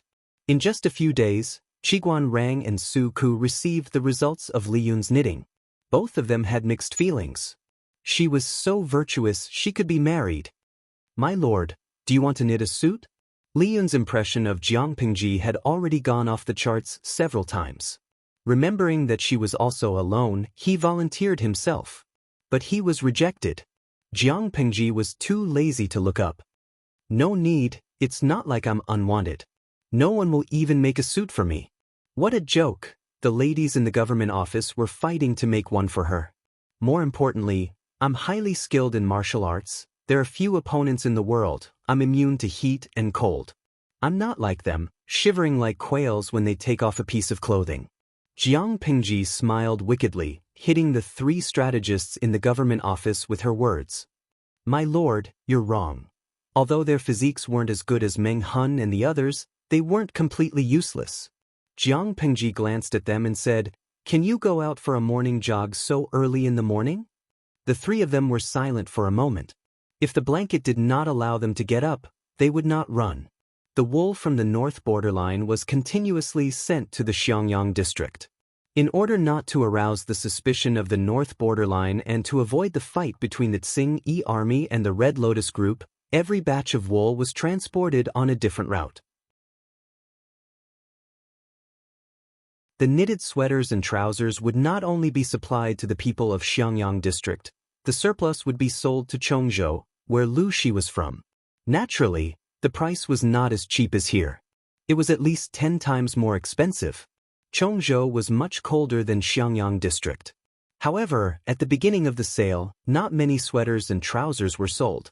The style was alright, but they had never seen the material before. However, the magistrate of Chongzhou, Lu Shi, was Jiang Pingji's father. His father personally recommended it, and the officials under him also bought a set of clothes.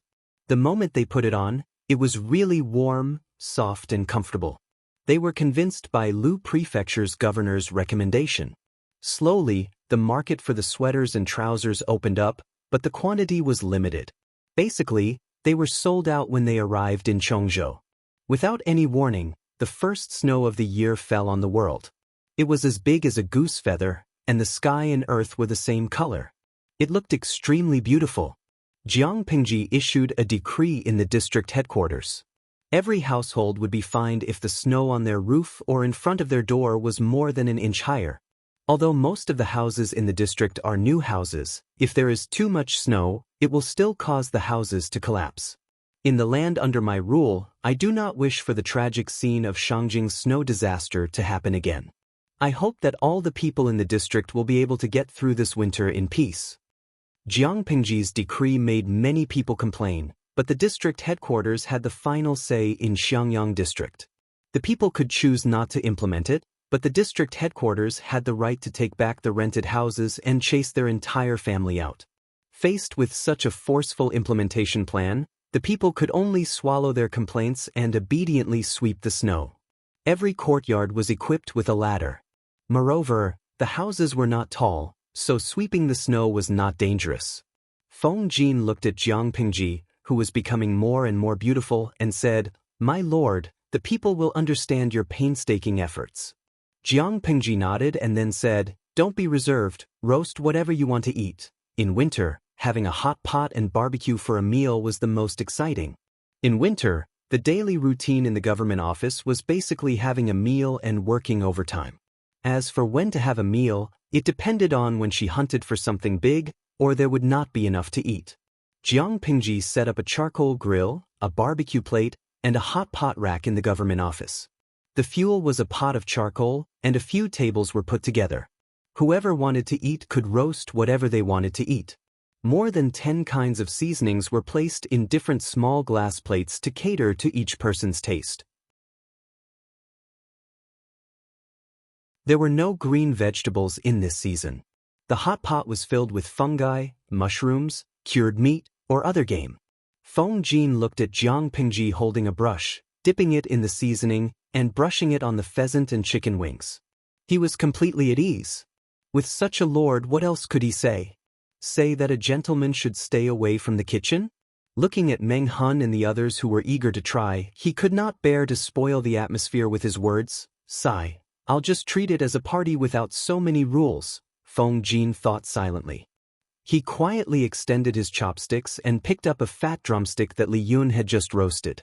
He sighed in his heart. He originally thought that Li Yun would be the god of spears on the battlefield, but he followed the wrong lord. His path of growth was a little crooked. Farming, knitting, and now he even mastered the technique of barbecuing. The outside was crispy and the inside was tender. When roasted, it was golden and crispy. Li Yun was a martial artist with sharp ears and eyes. How could he not know what Feng Jin was doing? But compared to eating, he enjoyed the feeling of barbecuing more. It was a great sense of accomplishment.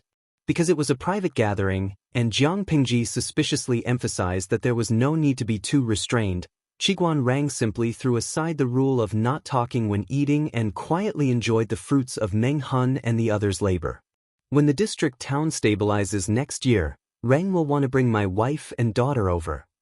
Su Ku was a little tempted, but he thought that Takshu, who was by Jiang Pingji's side, had not been dealt with. If he brought Xuanmei over, he was afraid that it would harm her. Thus, he could only bury this thought in his heart and quietly listen to it. He was preparing to imagine his goals for the coming year. Meng Hun was a loner. Next year, he only wanted to help Jiang Pingji complete the conquest of Fengyi County. Luo Yue wanted to go back, but now he was on the pirate ship and could not get off. He could only sigh and accept his fate. Brother Li Yun said, "I hope Master can come back next year and reunite with me. Then I can find a good wife and strive to become a father before the end of the year." Ever since the first batch of glass was sold, Jiang Pingji had money. She was also generous to her subordinates. She gave them a few months' worth of overtime pay and bonuses. Brother Li Yun was now considered a person with a small fortune. He had a house, money, and a car mount. You're tuning in to the Wang Lin's Journey YouTube channel. Don't forget to subscribe and join us on this journey to catch the most captivating stories.